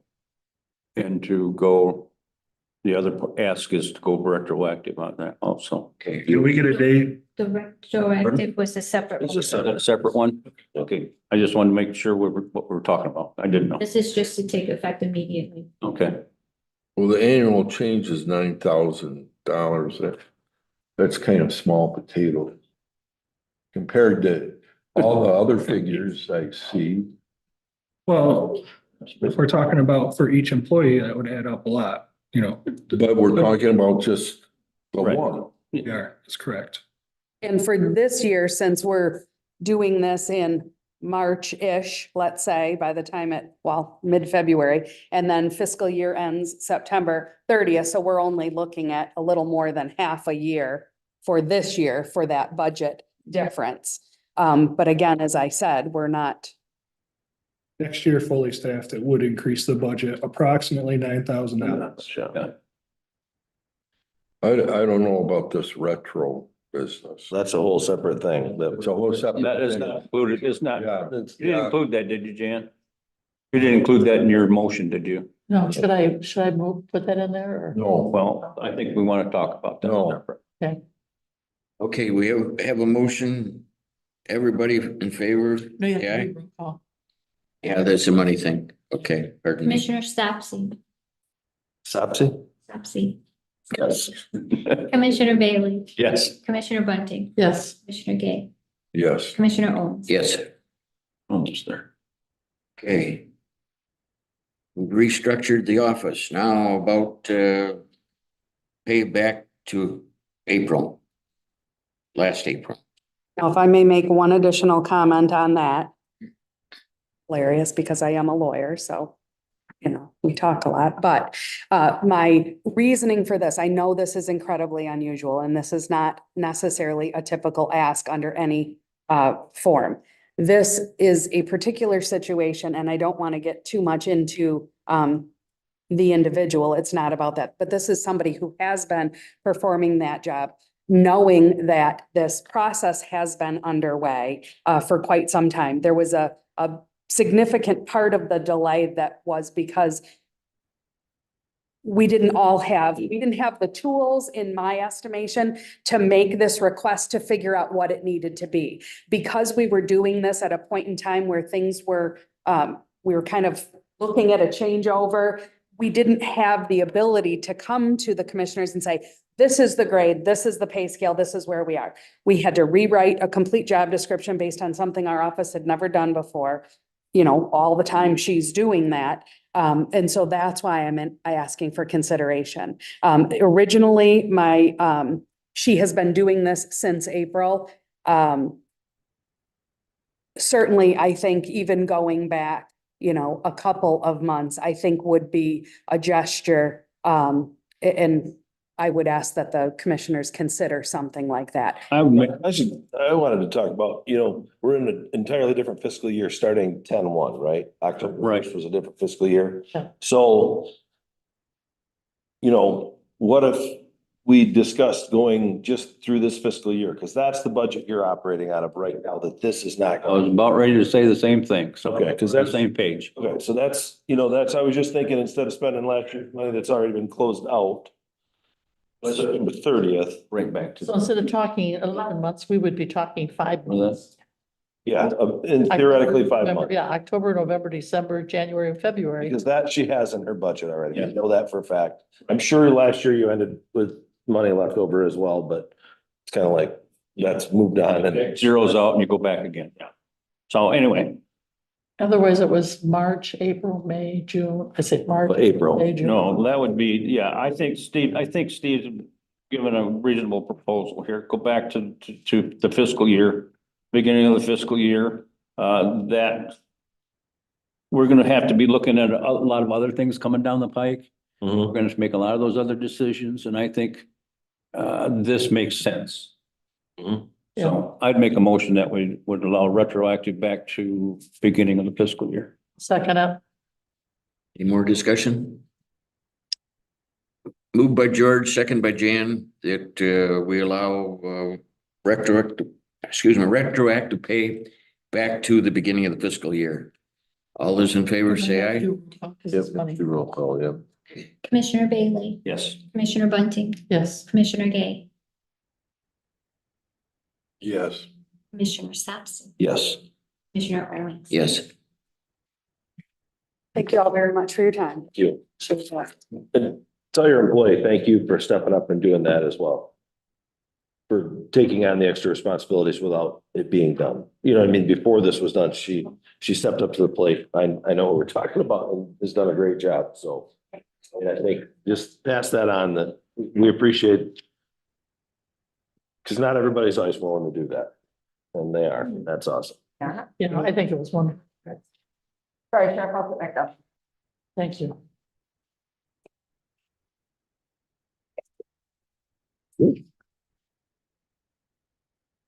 next up, we have resolution 24-316. Sheriff's gonna talk about that. So, the deputy millage runs on a 6-year cycle and, it's up at the end of 23. However, to collect on that, it has to be put on the ballot this year. You have the resolution in front of you.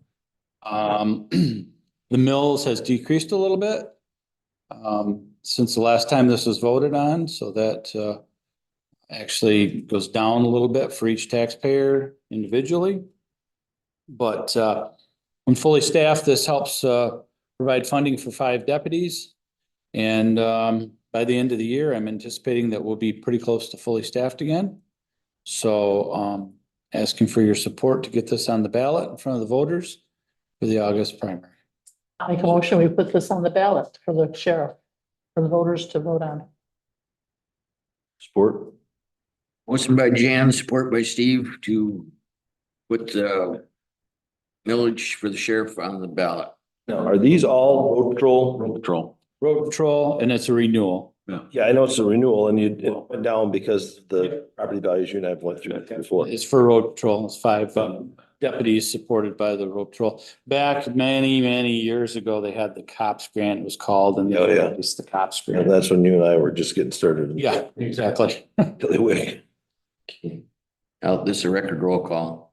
Commissioner Bunting, Yes. Commissioner Gay, Yes. Commissioner Sapsy, Yes. Commissioner Bailey, Yes. Commissioner Owens. Yes.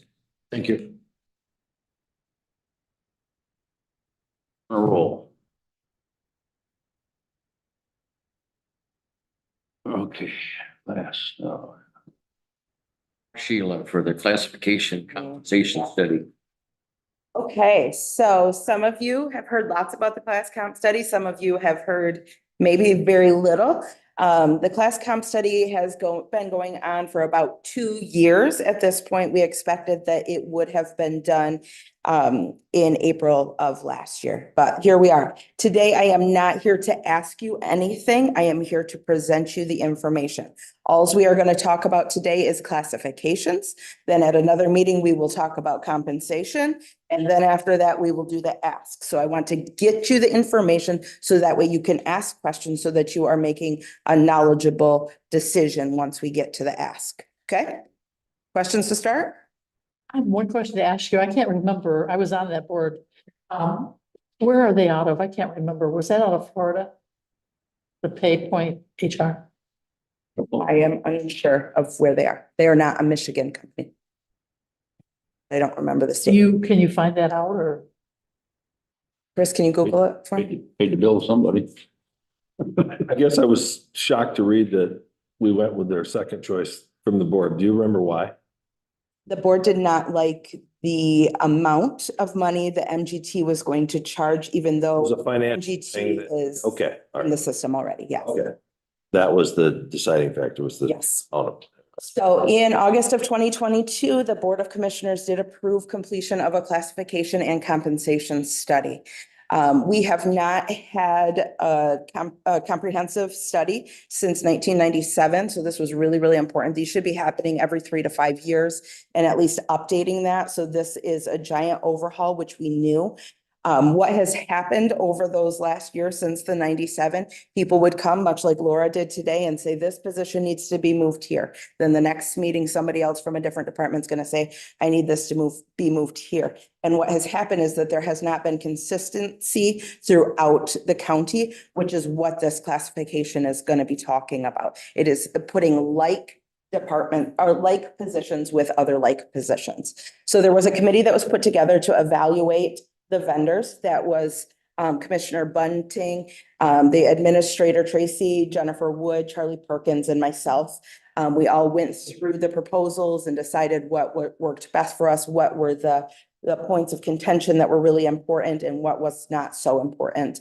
As Commissioner Sapsy has pointed out, the choice by the commissioners was to not go with the choice of the committee. So we did end up going with Pay Point, which was our second wish for that. The completion, we were really expecting it to be done in April of 2023.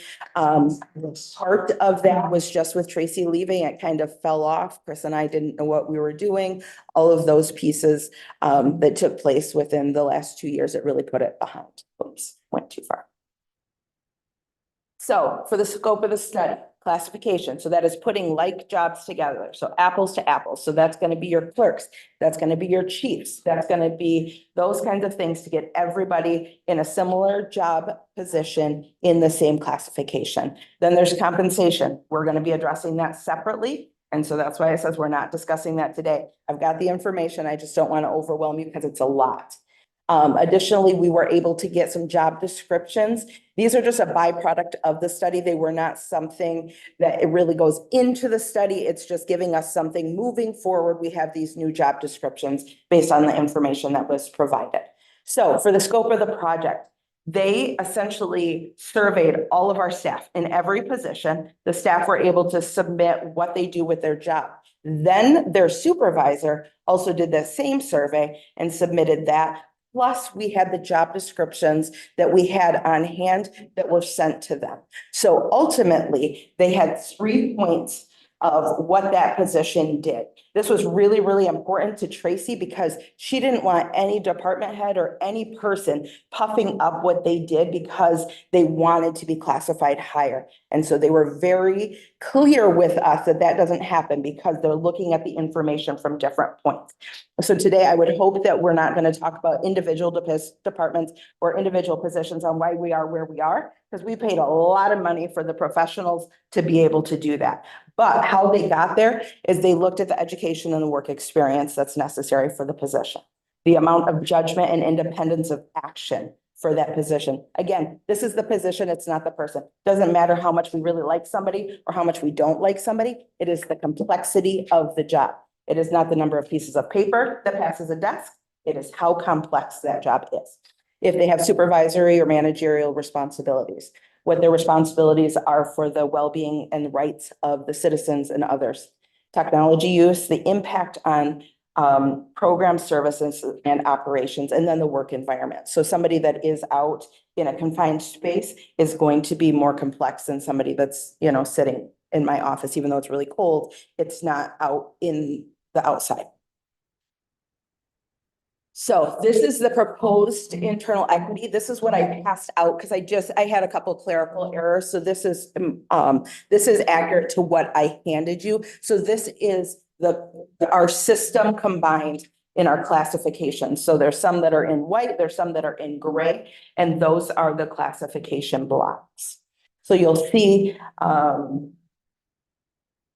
grade 7 there, that's for our chief deputies. So that's the chief deputies in each of the departments because they're all going to be doing similar work. Because if that elected official is not here, that chief deputy is responsible for that work. So it makes sense that they're all on the same, rather than having some at a 6 and some at an 8, doesn't matter. If they're filling in for their elected, they should be all paid equitably as well. Okay. And again, this speaks to the complexity of the position, not the volume, not the value of that staff person, and not the importance of the position. Because a job can be really, really important. That doesn't make it complex.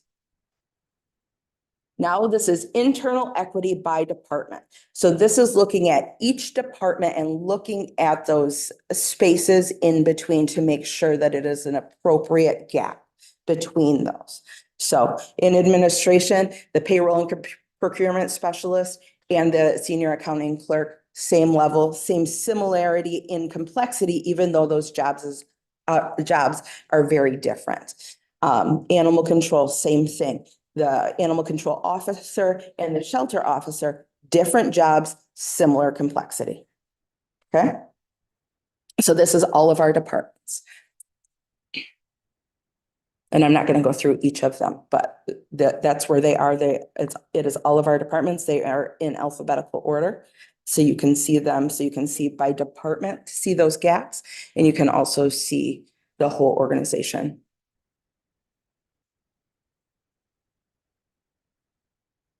Okay. Now, questions, discussion. Because I am just presenting the information. I want you to be able to look at it and then come back to me if you have any questions, but questions about what we did, what we didn't do, why we did what we did.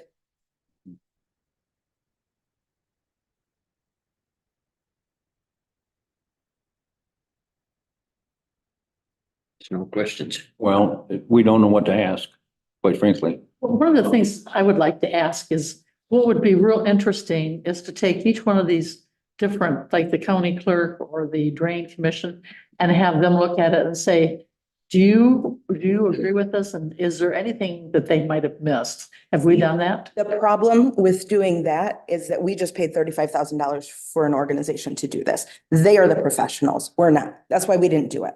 That's why you guys approved. You're always gonna get a different opinion, yeah. I mean, we all think that our positions are really important, and I'm not disagreeing with that.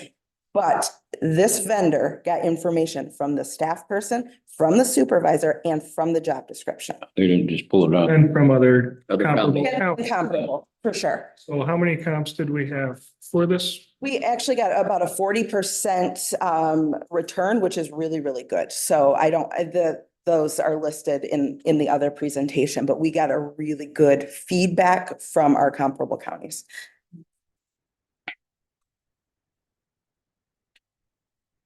So One of the reasons that we wanted to do this over a month or 2 month period of time was so that you could take time to come up with questions. You could Yeah, talk to people, come up with ideas and bring them back to us at the next meeting. And Jan, honestly, I don't know what the drain commissioner does versus what the clerk does. So I can take their opinions. Absolutely. I'll hear anybody. But I don't know the complexity of them.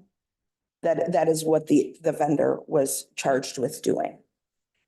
So at this point in time, our staff, the people, all of our employees have not seen the results. This is the first time these have been publicly released. Okay.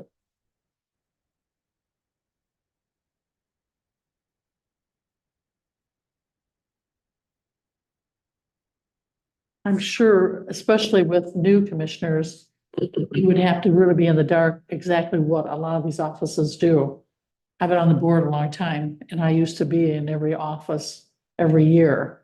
I haven't the last couple of years because I got a plate full right now, but it would be a good opportunity for all of us to start visiting maybe different departments and come back and talk about it, is what I'd like to see done.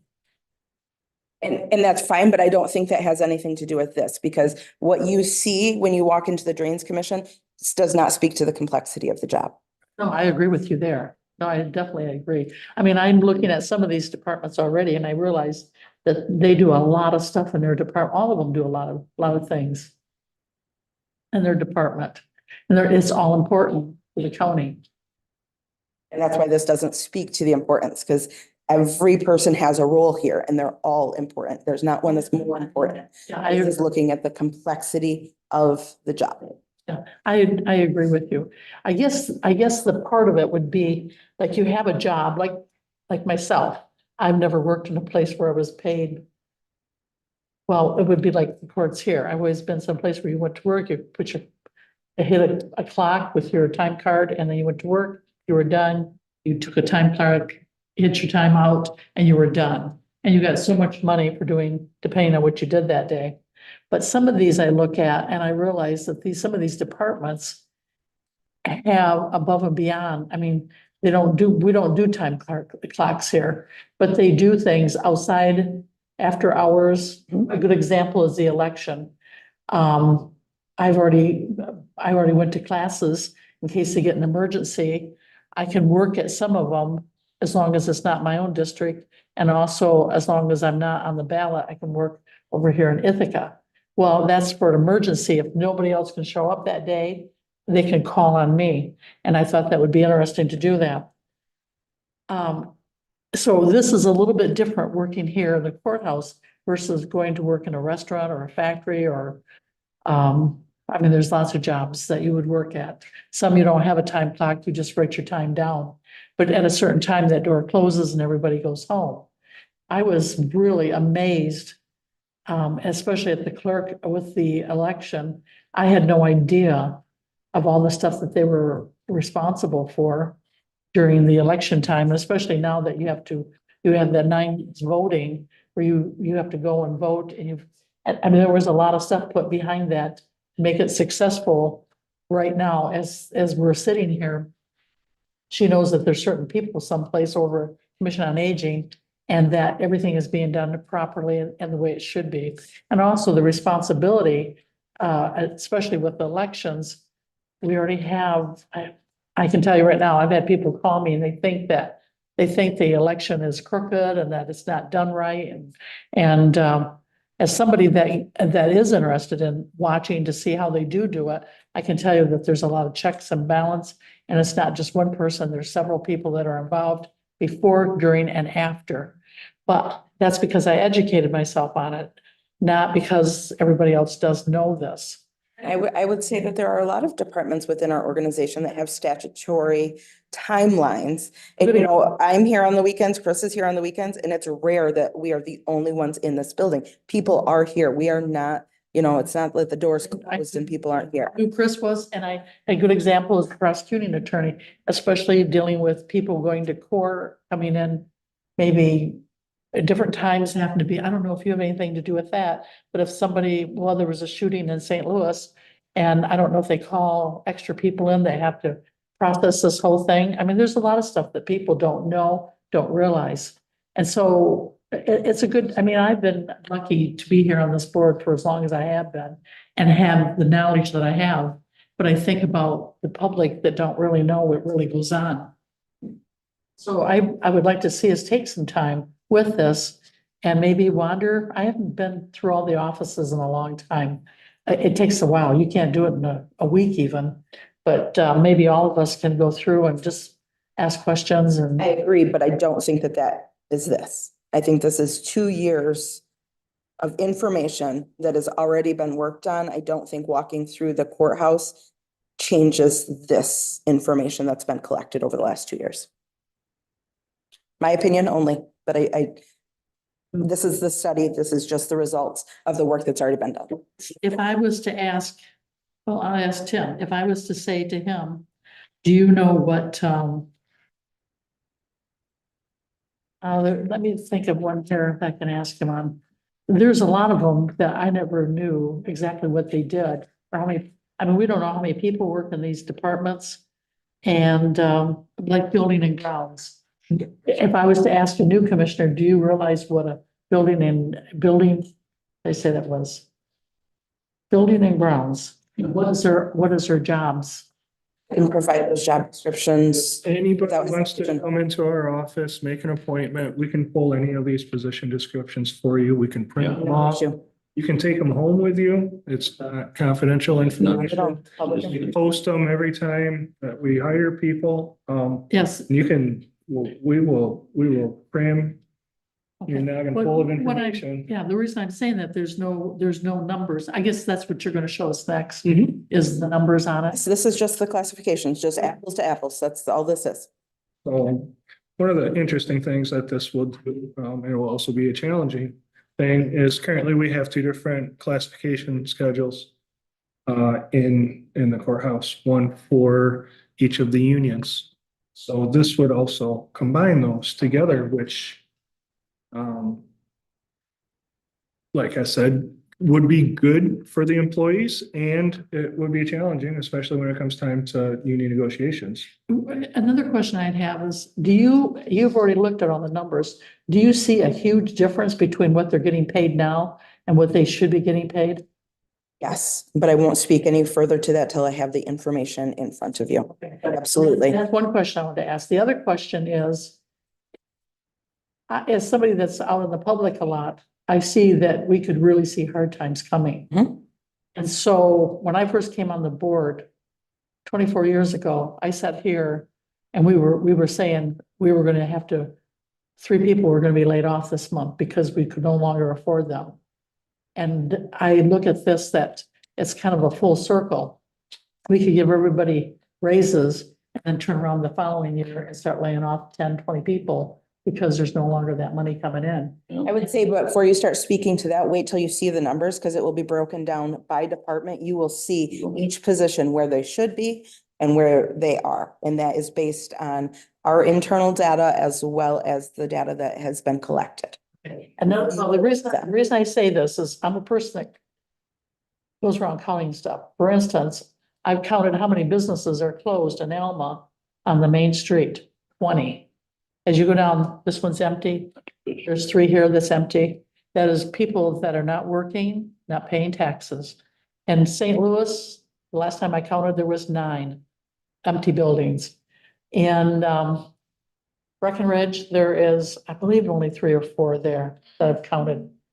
That are totally empty. So what I'm saying is that these are buildings, or these are businesses that used to be there that are no longer there. There's no longer employees there. That's tax money that should be coming in. Well, I trust my leader and he is the finance guy, so I'm not speaking to our financial well-being or those kinds of things because I trust in that. What I am speaking I to mean, is what I know, which is the classification I study. mean, the classification, I'm saying that you're probably right on the head, that this is probably what we should be doing. But I'm also saying that eventually our wind turbines and our solar panels are gonna, at a point, they're gonna stop. And that money, after about maybe 15 years from now, a lot of it's gonna go away. And where will we be with our employees? But the big We've got a thing, couple more steps before we get to that conversation. okay, but I will back off then a little bit. I just see a bigger picture. That's what. I see a bigger picture also, but we're not doing the big picture today. We're doing the small picture. Well, I'll back off then. No, those are all questions that Well, need to be answered and they will be. I'm a person that's concerned about everybody that, I mean, I see people now, I mean, I have friends that are going and getting in line to get food because they can't afford food in their budget. And these are people I would have never guessed in a million years that would do this. And we have staff people here that are Do this. doing the same thing.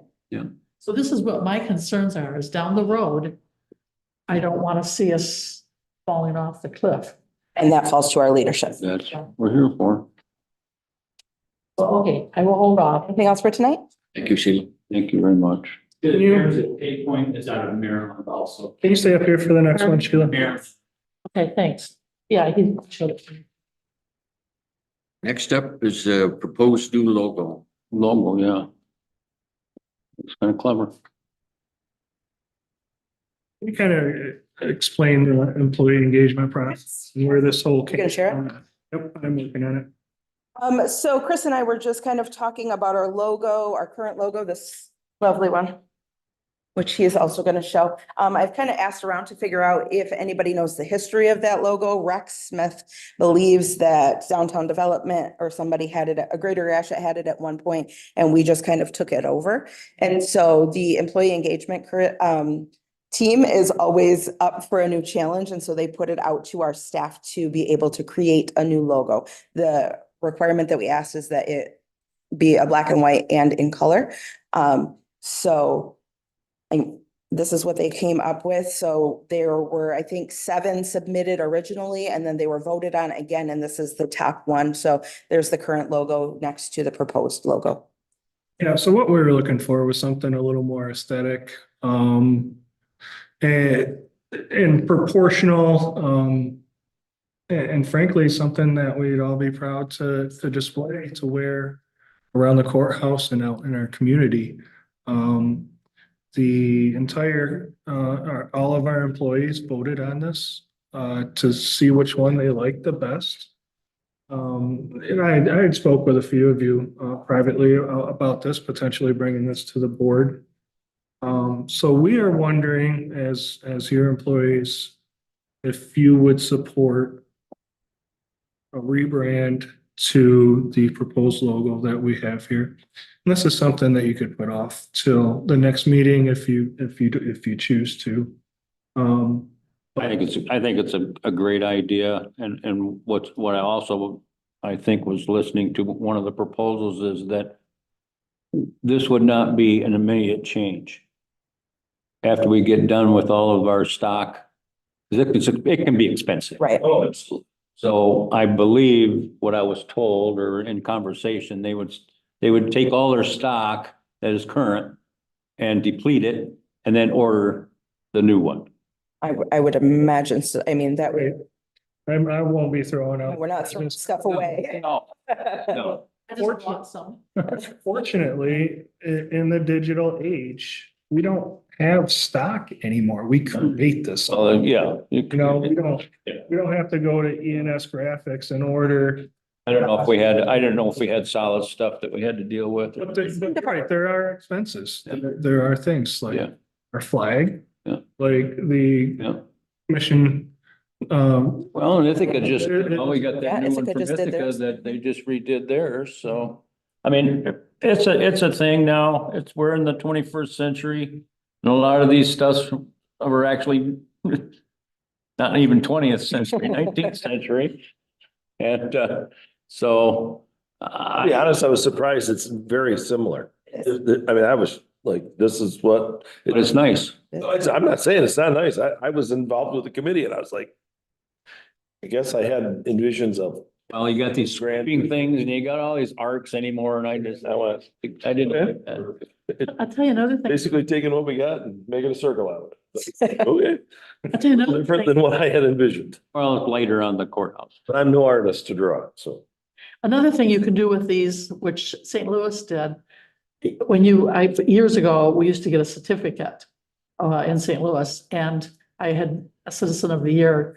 Anyway, they went to a coin, and so they still, after they came up with these coins, anybody that had the Citizen of the Year award, we also got the coin with the ribbon, and it is really nice.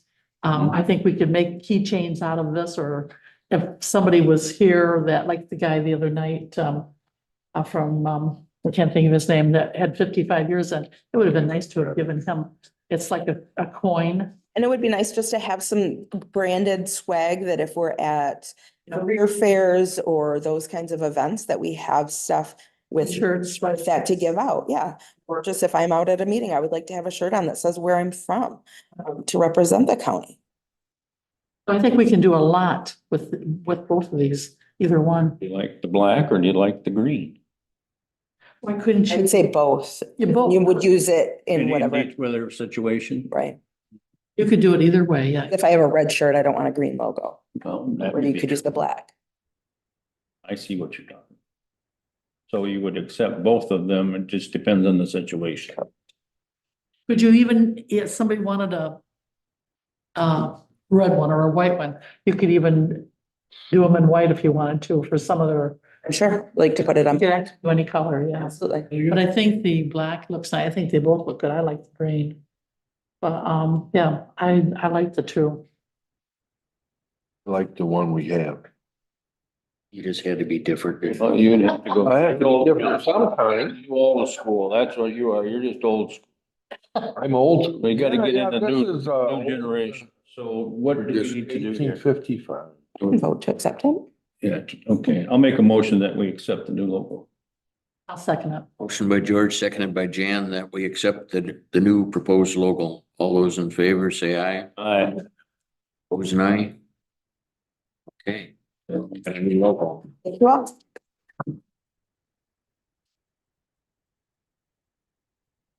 Okay. I mean, it's short, yeah. Back to now. Is it? We have to go to 6, right? We got J6 now? For a second. Yes. This one. Yeah. So did he? We gotta do this one here. Look, that, what's that? The gal. Christie. Yes, if we, I know her. Yeah, you know Christie. so I'll take this. So Should have waited. Nancy O'Brien is not able to do the board canvas, which is going through our poll books, making sure that our precinct balance, and then determining our totals for the election, because they actually look at the tabulator tapes and then they look at the reports and they add them all together. But Nancy can't make it, and so it's up to the chair of the political party to give us a suggestion of who will take that place. And so Christy Freestone is the chair for the Democrat Party. And so it would just be also for the February election, because Nancy is going to be able to come back for August and November. Okay. So I'll make a motion that we allow Christie Freestone to take over the Board of Canvassers from February 21st to March 5th. Motion by George, support by Steve, to nominate Christy Freestone. All those in favor, say aye. Opposed, nay. Okay. At this time, I would make a motion, good. Any other unfinished business? I'm sorry, I stepped on you. Do we have more unfinished business, Chris? Okay. Okay. Then I'll make a motion that we adjourn the regular meeting and go into the finance meeting. I'd like to make a motion to take a little break. We can do that. We don't need a motion for that. Yep. We go, really? Fine, Just raise your hand and You have to do that and walk out. We know where I'll you, be, I'll. 3 minutes, okay. we know where you're going. Okay, where am I at here? Oops, sorry. Tight it. Yay.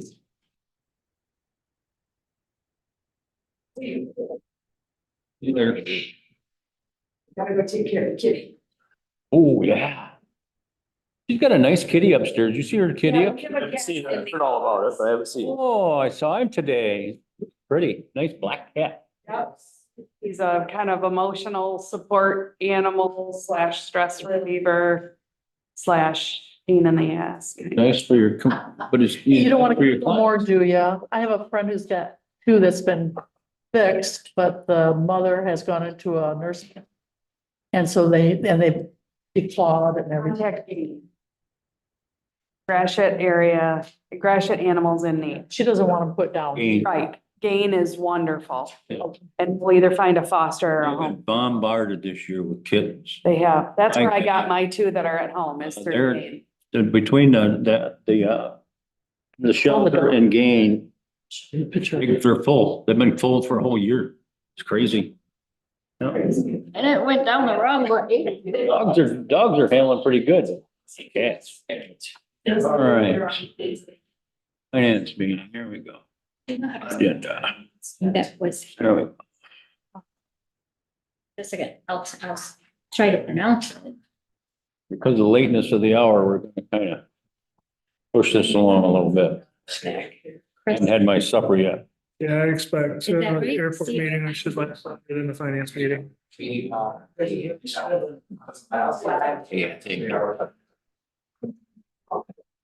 Because I'll just,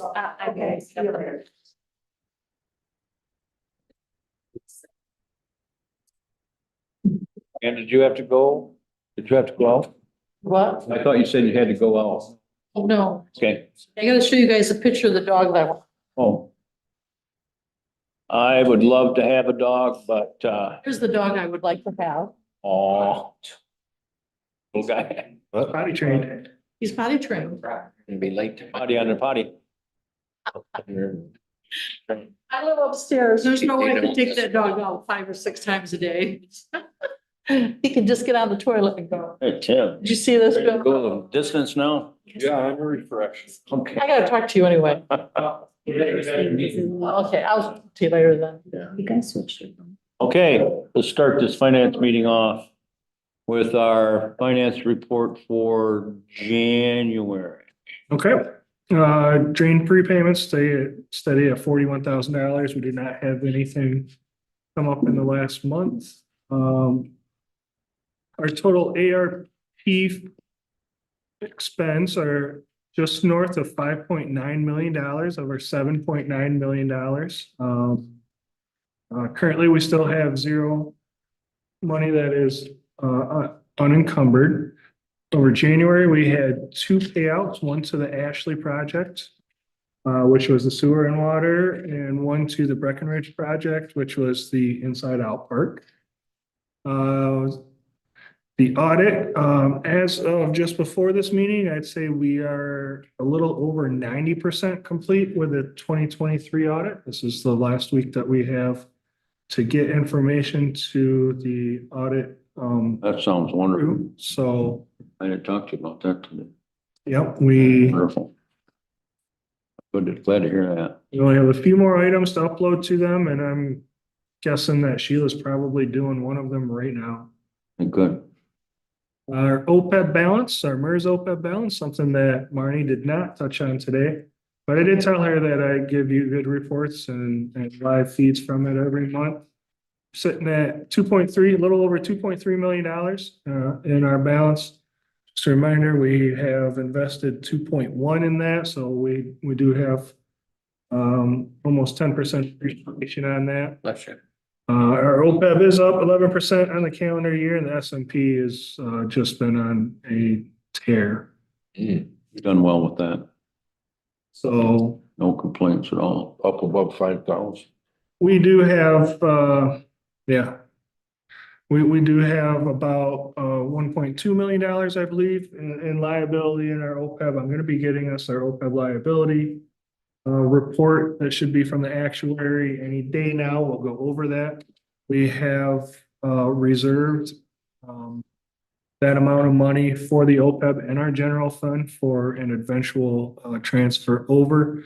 Because currently, at the moment, we are enjoying decent returns in our own bank account, so we're holding that in our general fund. Right. Any questions on my report? I'm gonna go ahead and jump to cash balance. Move on. If that's okay. Yep.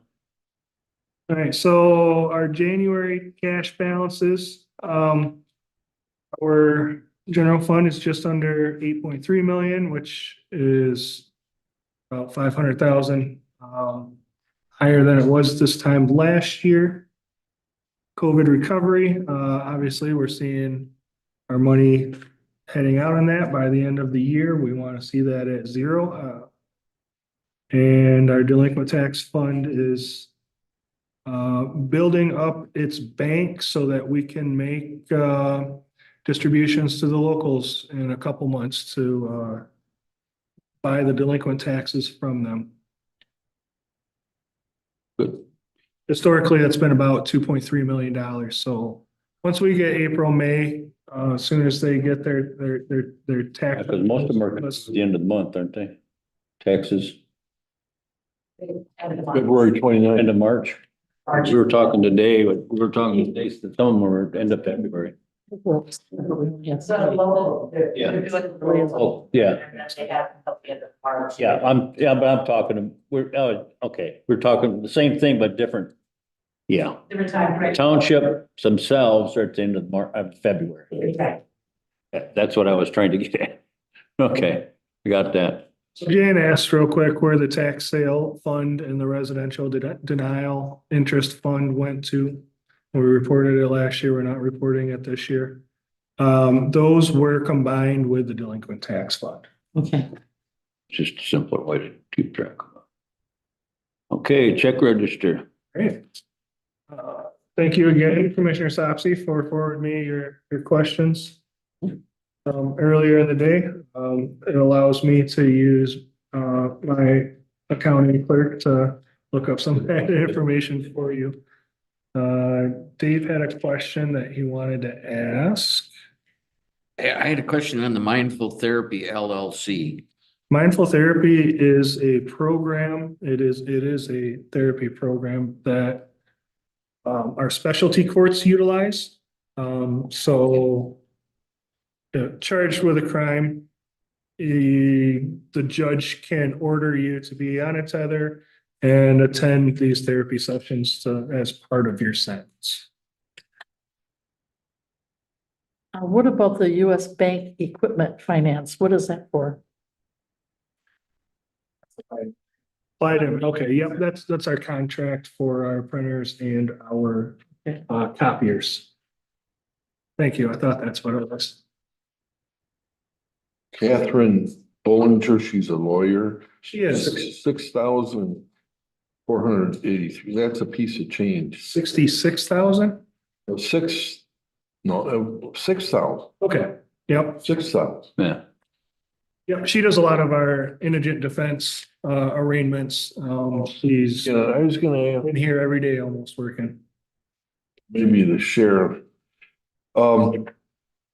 The indigent criminals, do they do community service to kind of help pay for their, No, it's just a freebie? Statewide program. they're on a hook for anything.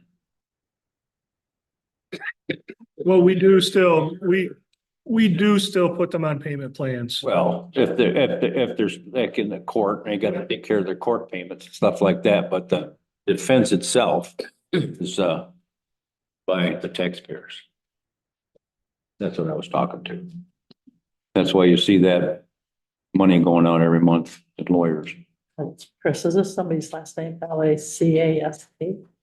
LACASA. You look that up.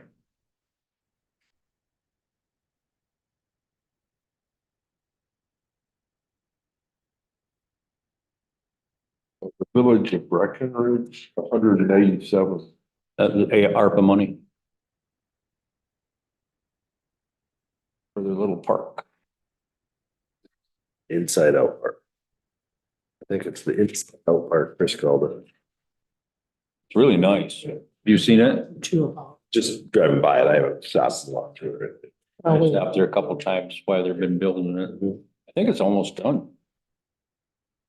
I know they were supposed to have the bathrooms in. The LACASA CASA, right? Is that part of the CASA program where they are there for visits? They supervise visits.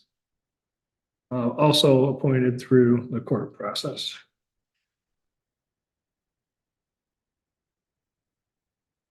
That MMR meeting, we're gonna talk about the Genesee County Medical Examiner. Okay. And they'll probably get a hold of you. They were gonna talk to the sheriff, in fact. They said the problem is like if there's an accident, we're tying up an ambulance, police. We sometimes fire department. Because they all have to be there until this guy comes from Genesee. And I don't know if we realize it might have been. We have a workaround for that here. We have preferred services that comes and picks up. We have a plan in place for accident victims. When did you do that? Just recently? Because we just talked about this month. We haven't had a fatal accident in quite a few months, so. Rich kid. That was something we talked about in the MI. MMR isn't involved in it. Yep, so if you would like to talk to the sheriff about how we have improved services They're just here. talking about, because what they were talking, right now, they were telling us about like Clark County wants another ambulance. We do it. And they were gonna run a mill or run a, what do you call it? Put it on for the building. Yeah, ask for that village. Yeah, for a millage. Yeah, millage is what I was trying to think of. And they were gonna do like a 1 mil, and he goes, well, you better think about more like a 9 or 10 mil. Because it costs $1.3 million just to buy an ambulance, and then you also gotta staff it. And they said that they call an ambulance and it takes too long to get there. Well, the problem that they were talking about is this elderly guy called the doctor and said, I'm not feeling good, I'm feeling dizzy. And they said, well, come on in. And they go, why, I can't because I don't have a vehicle. And they go, well, call an ambulance. And we were talking that this is what's happening. People want an ambulance to get to the doctor's office and they can't do that because it ties up an ambulance. But then they got into talking about if there's an accident and you're waiting for the examiner to come and pronounce this person dead. That is not how it works at all, Janet. Does it- If you want to stop in someday, I'll explain the whole thing. Okay, but they said they were gonna get a hold of the sheriff and everybody and Who was? mobile medical response, I think. Mobile medical response has nothing to do with their medical examiners whatsoever. They don't have to stay there until somebody, No, they don't take and transport them? no. Oh, okay. Well, that's what we talked about in our last meeting. And Dave Nelson was there. That was his last meeting. Well, that's kind of a sidebar, and we're getting kind of late. Yeah. Can we move Yeah, okay. to the next? I'm happy to discuss it with you in my office. Oh, okay then. Let's go to the, let's see. January revenue expenditure report. That is, that you? No, That's still me. yeah, okay, all right. Usually give you a moment to Leave for a day and I can't put anything on it. get Florida brain. Yeah, Florida brain. This time of night I was watching Gunsmoke.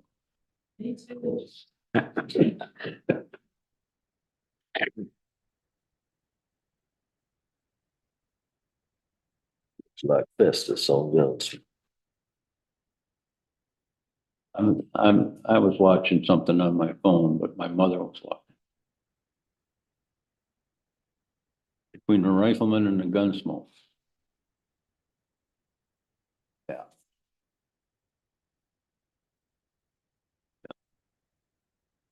Have any questions on that? I don't. We'll move on to the January investment reports. That's Terry. That's.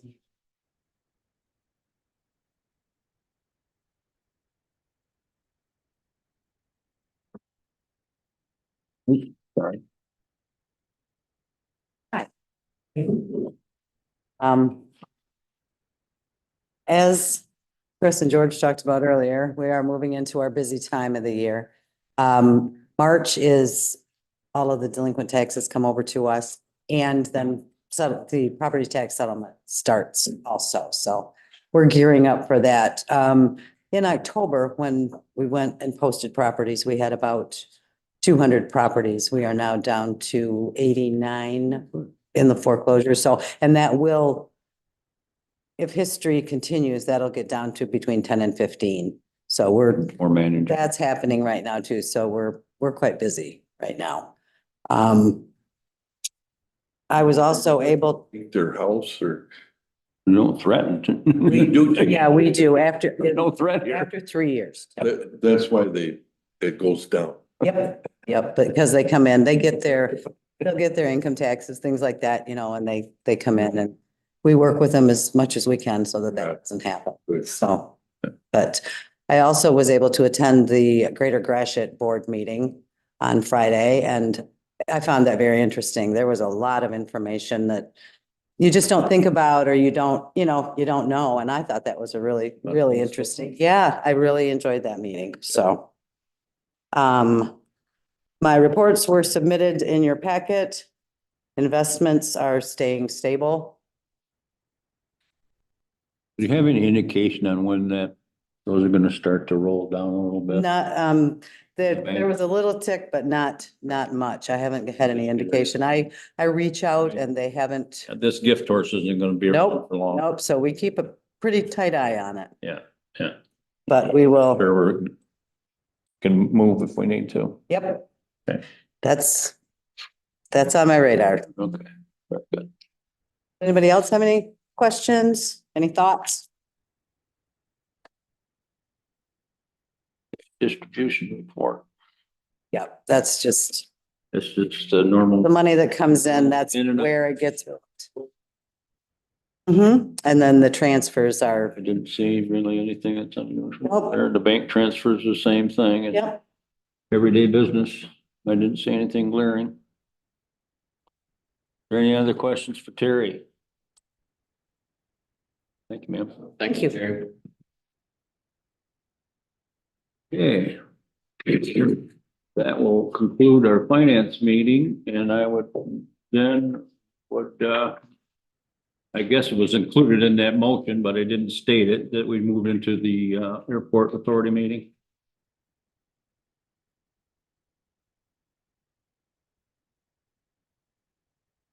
And when you're ready, we'll go ahead, Chris. Okay. I didn't make the last meeting, so I'm not gonna have a lot to I would comment. like to add one item to the agenda if I could. We had one open seat in the advisory committee, and John Lapine, who is on the advisory board, recruited Steve Meinhardt. Yeah. That's how you spell it right there. And if we could have that be the first action item on, new business to. Accepting? him. Yeah, so then I make a motion to accept, what was the name again? Steve Meinhardt. Steve Meinhardt to the airport advisory committee. I'll second it. Steve has a, hangar out there. He flies, he's a business owner, Point Broad. Sharp guy, yeah. Okay, excuse me. Motion by George, supported by Jan to appoint Steve Meinhardt to the Airport Advisory Board.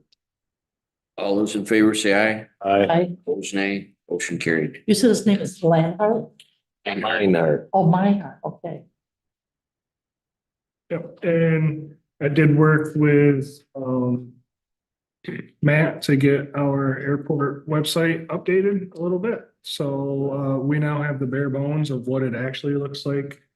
Anybody who wants to take a look at it, I'd like to add a whole bunch of information to Is it. it gonna be a link on our regular website? Yeah. Okay. So, yeah, it is an actual kind of like a department page Okay. on our I'll website. go check now. it out, yeah.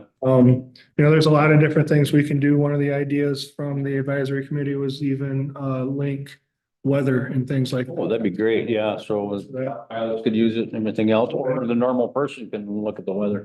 So I'm just gonna run through the agenda and update the authority on where we were at from the things that you have instructed us to work on.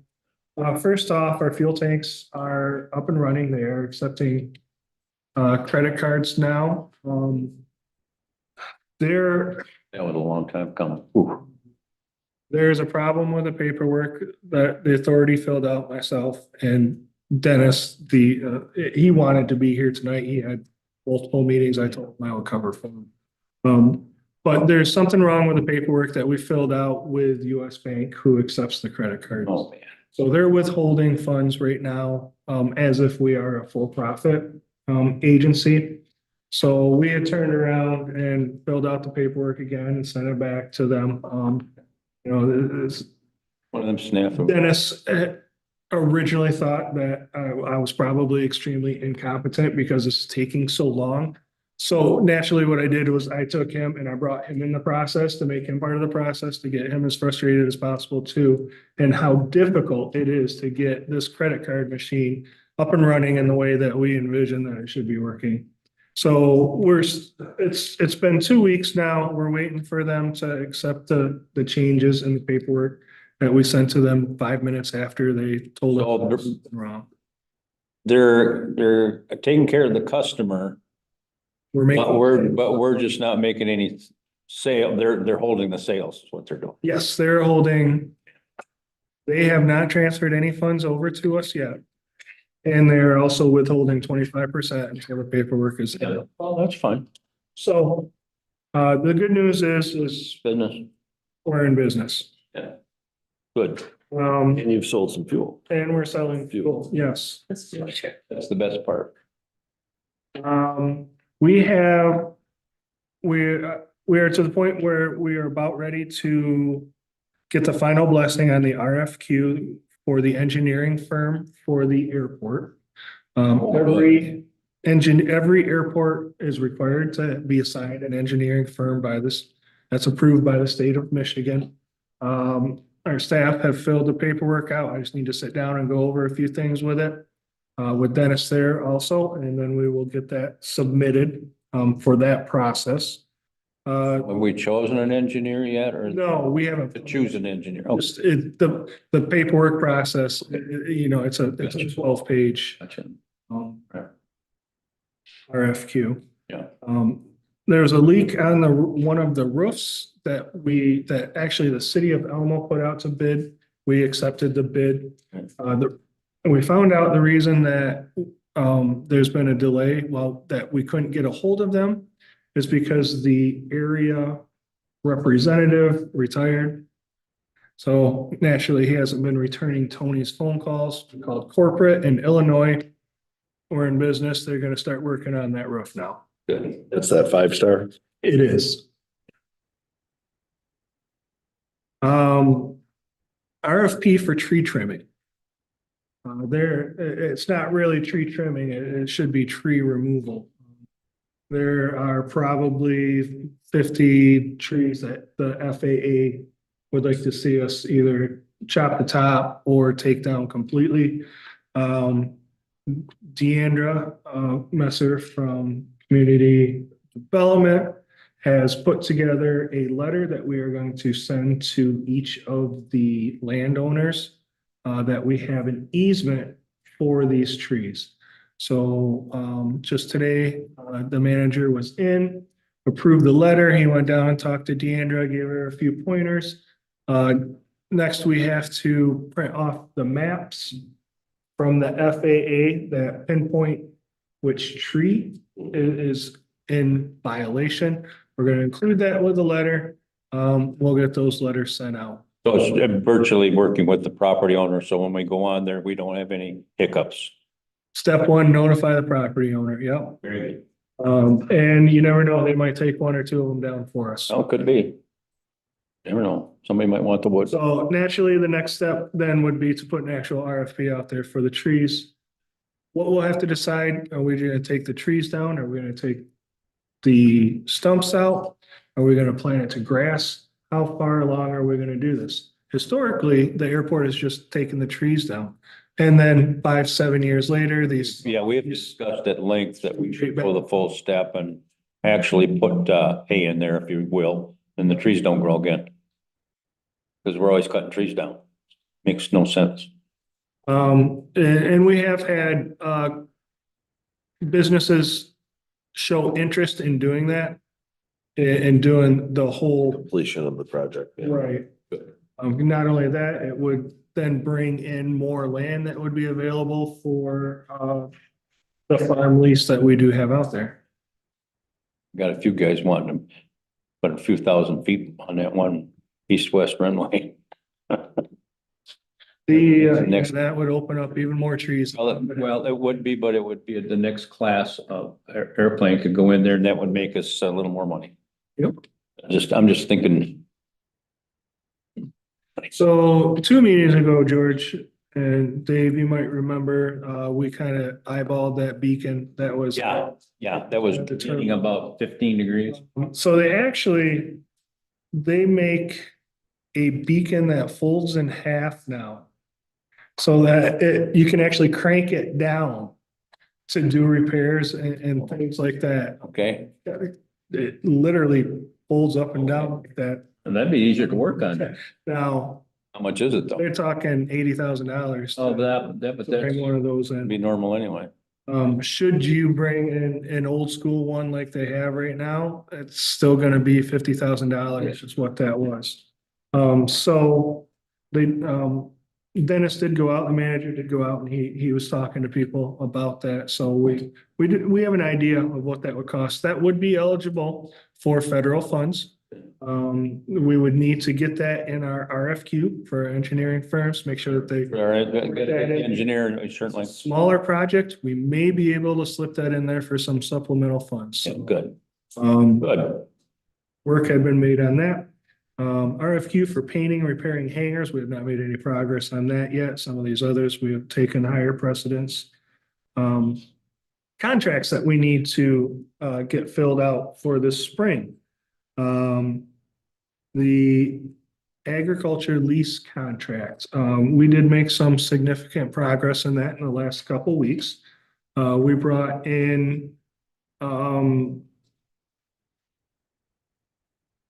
a firm that looked or business that looked at the land around the runways that is farmed right now. And the idea is that the airport authority is interested in getting some of that land tiled because there's standing water around, well, for 2 reasons. There's standing water around the runways and we don't want that to affect the bedrock or anything like that. And it would increase the productivity of the farmland out there. Currently what is farmed is they just bale the grass. So if it's tiled and drainage is better, they might look towards, possibly soybeans or hay. We've had some people that are interested in farming that and tiling that. So what we did is we drew up some plans using the knowledge of the drain commissioner on where these tiles should be.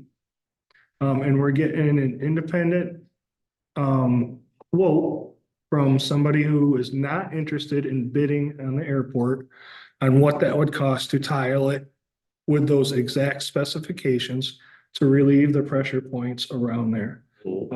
So when we go to bid that out, we're going to bid it out with the requirement of tiling based on the specifications of the maps and the quote that we've obtained. With the understanding that whoever farms it, whoever leases it, would be able to recuperate that money from diminished to zero rent payments until they recoup the amount of money that was put into it. So we are expecting to have those specs any day now, really, to be able to put out to bid.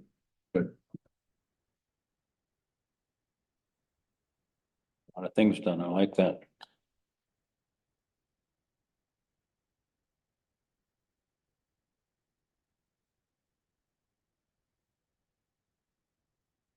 I believe we are very close to being able to get a vehicle out to the airport.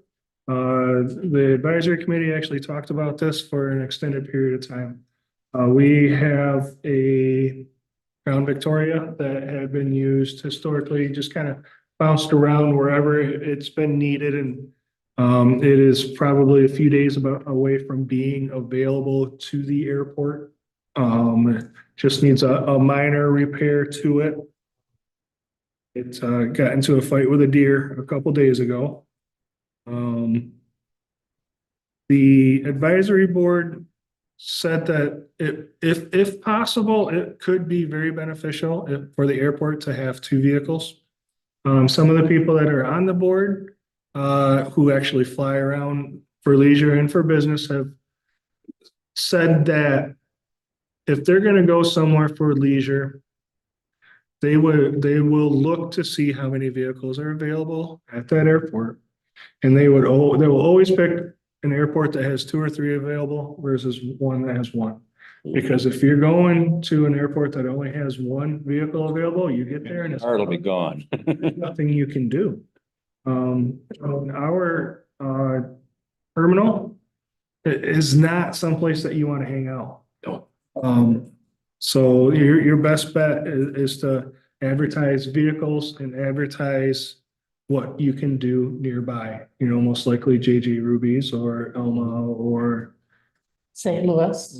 definitely St. Louis #1, Main Street Pizza, right? Happy hour. Ashley has, Christmas and Christmas time.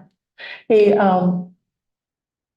so are you guys looking for used vehicles to buy or? We are not. We would look for something that would be a hand-me-down or within the county itself. So as we go through our capital projects list throughout the year. For example, the animal control is about to buy a new truck. So if that gets bumped down, whichever one is the last one that gets bumped, that would be the one that we would send to the airport. Okay, another thing too, have you guys thought about like having phone numbers, like if they wanted to stay overnight, they could call like the Airbnb, or not Airbnb, but the bed and breakfast in Alma, what's that called? Surveillance. Yeah.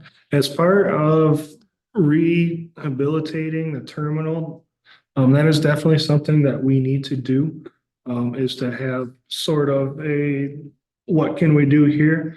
But I do believe that for the most part, most of these pilots are fairly tech savvy and are able to get any information like that on their phone. I mean, it's pretty easy to just Google search With the new maps anymore, you just look up Airbnb and it'll pop right up. food, hotel. Anything around your location. Yeah.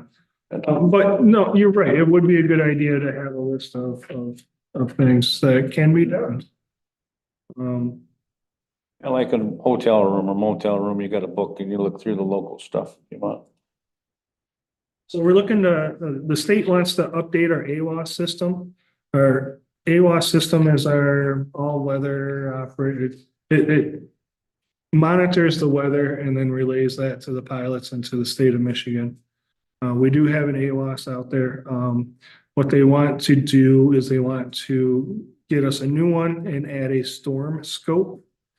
Storm scope would give us some live images and data on the storms.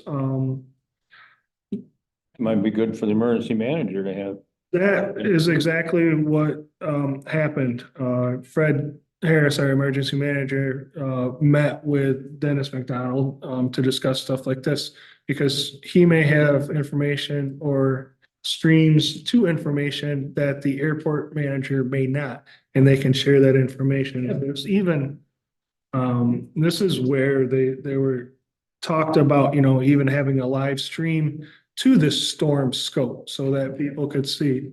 And this then expanded to, well, what about security cameras? Do we need some to upgrade our security camera system out there, which, yeah, Yeah. is lacking at the moment. Well, there's a lot of expensive equipment out there called airplanes. And it probably wouldn't be a bad idea to have some security there, especially in the evening, the night hours. What's going on in the world, you never know. Right, you know, I imagine that some of the more expensive hangars probably have their own ring system and stuff like that, but that is another thing that when I contacted our emergency manager, he has funds that are available for security within our community.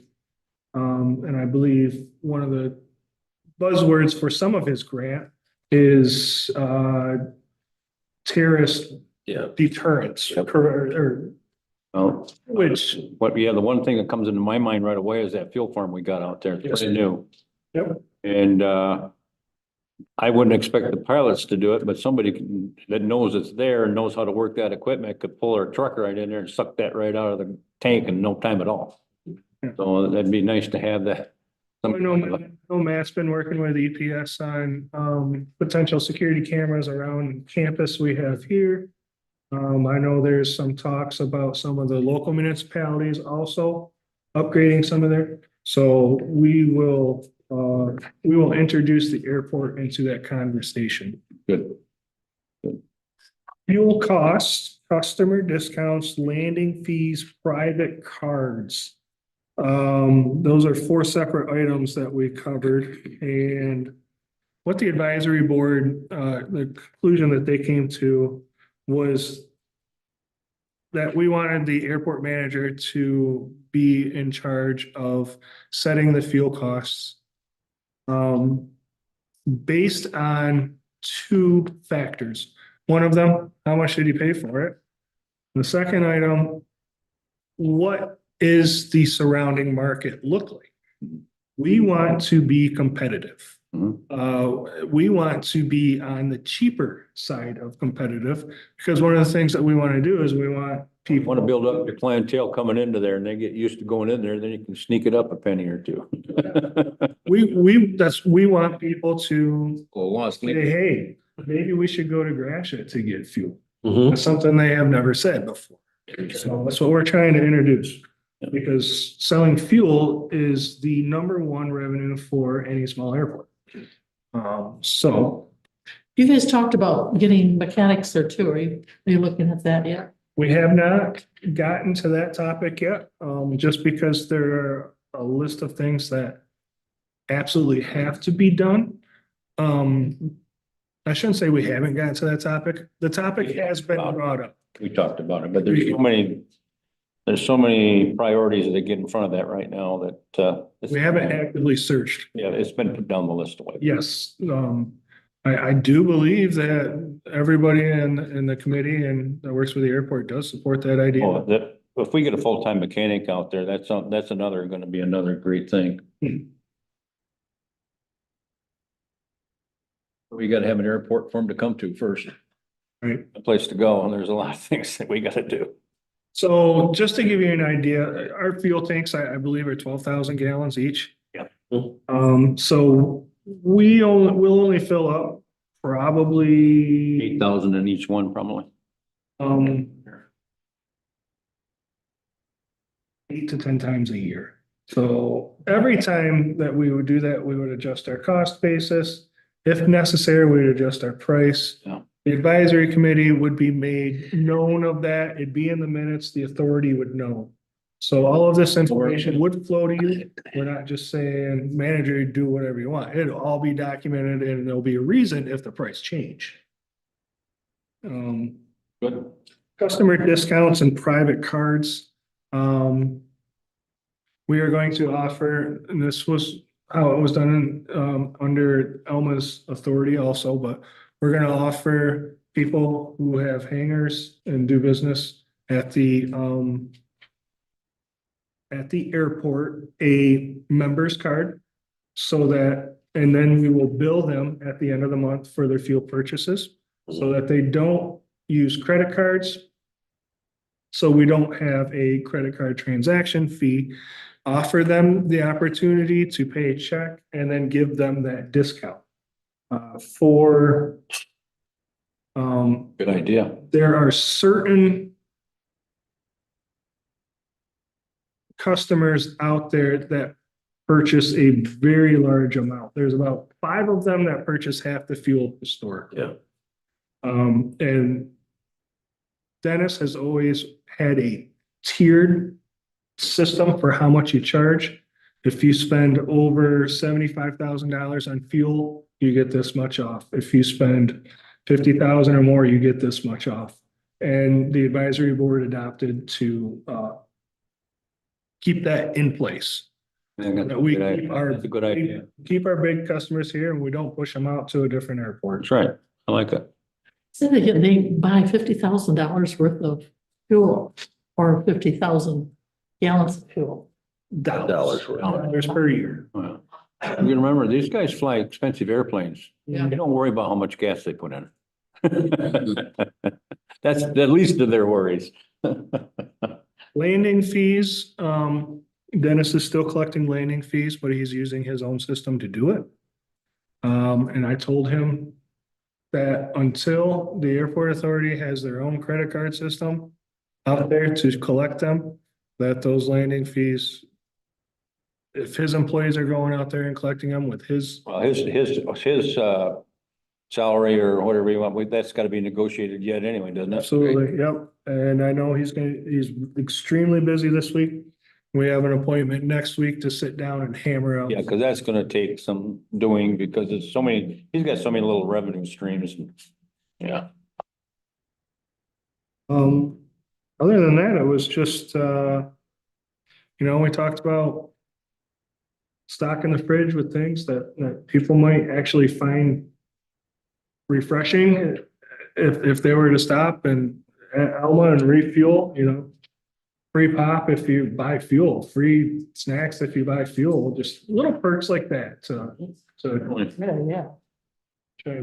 But then also for sale for people that are employees and us that go out there. And we will be issuing a county credit card to them that will get charged to the airport authority.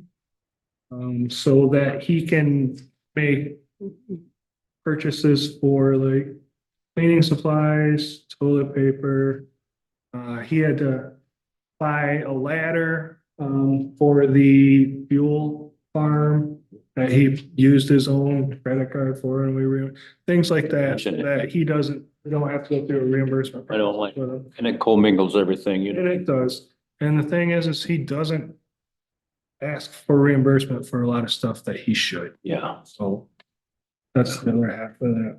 Does anybody have any questions on a lot of information that I just covered? I just want to say,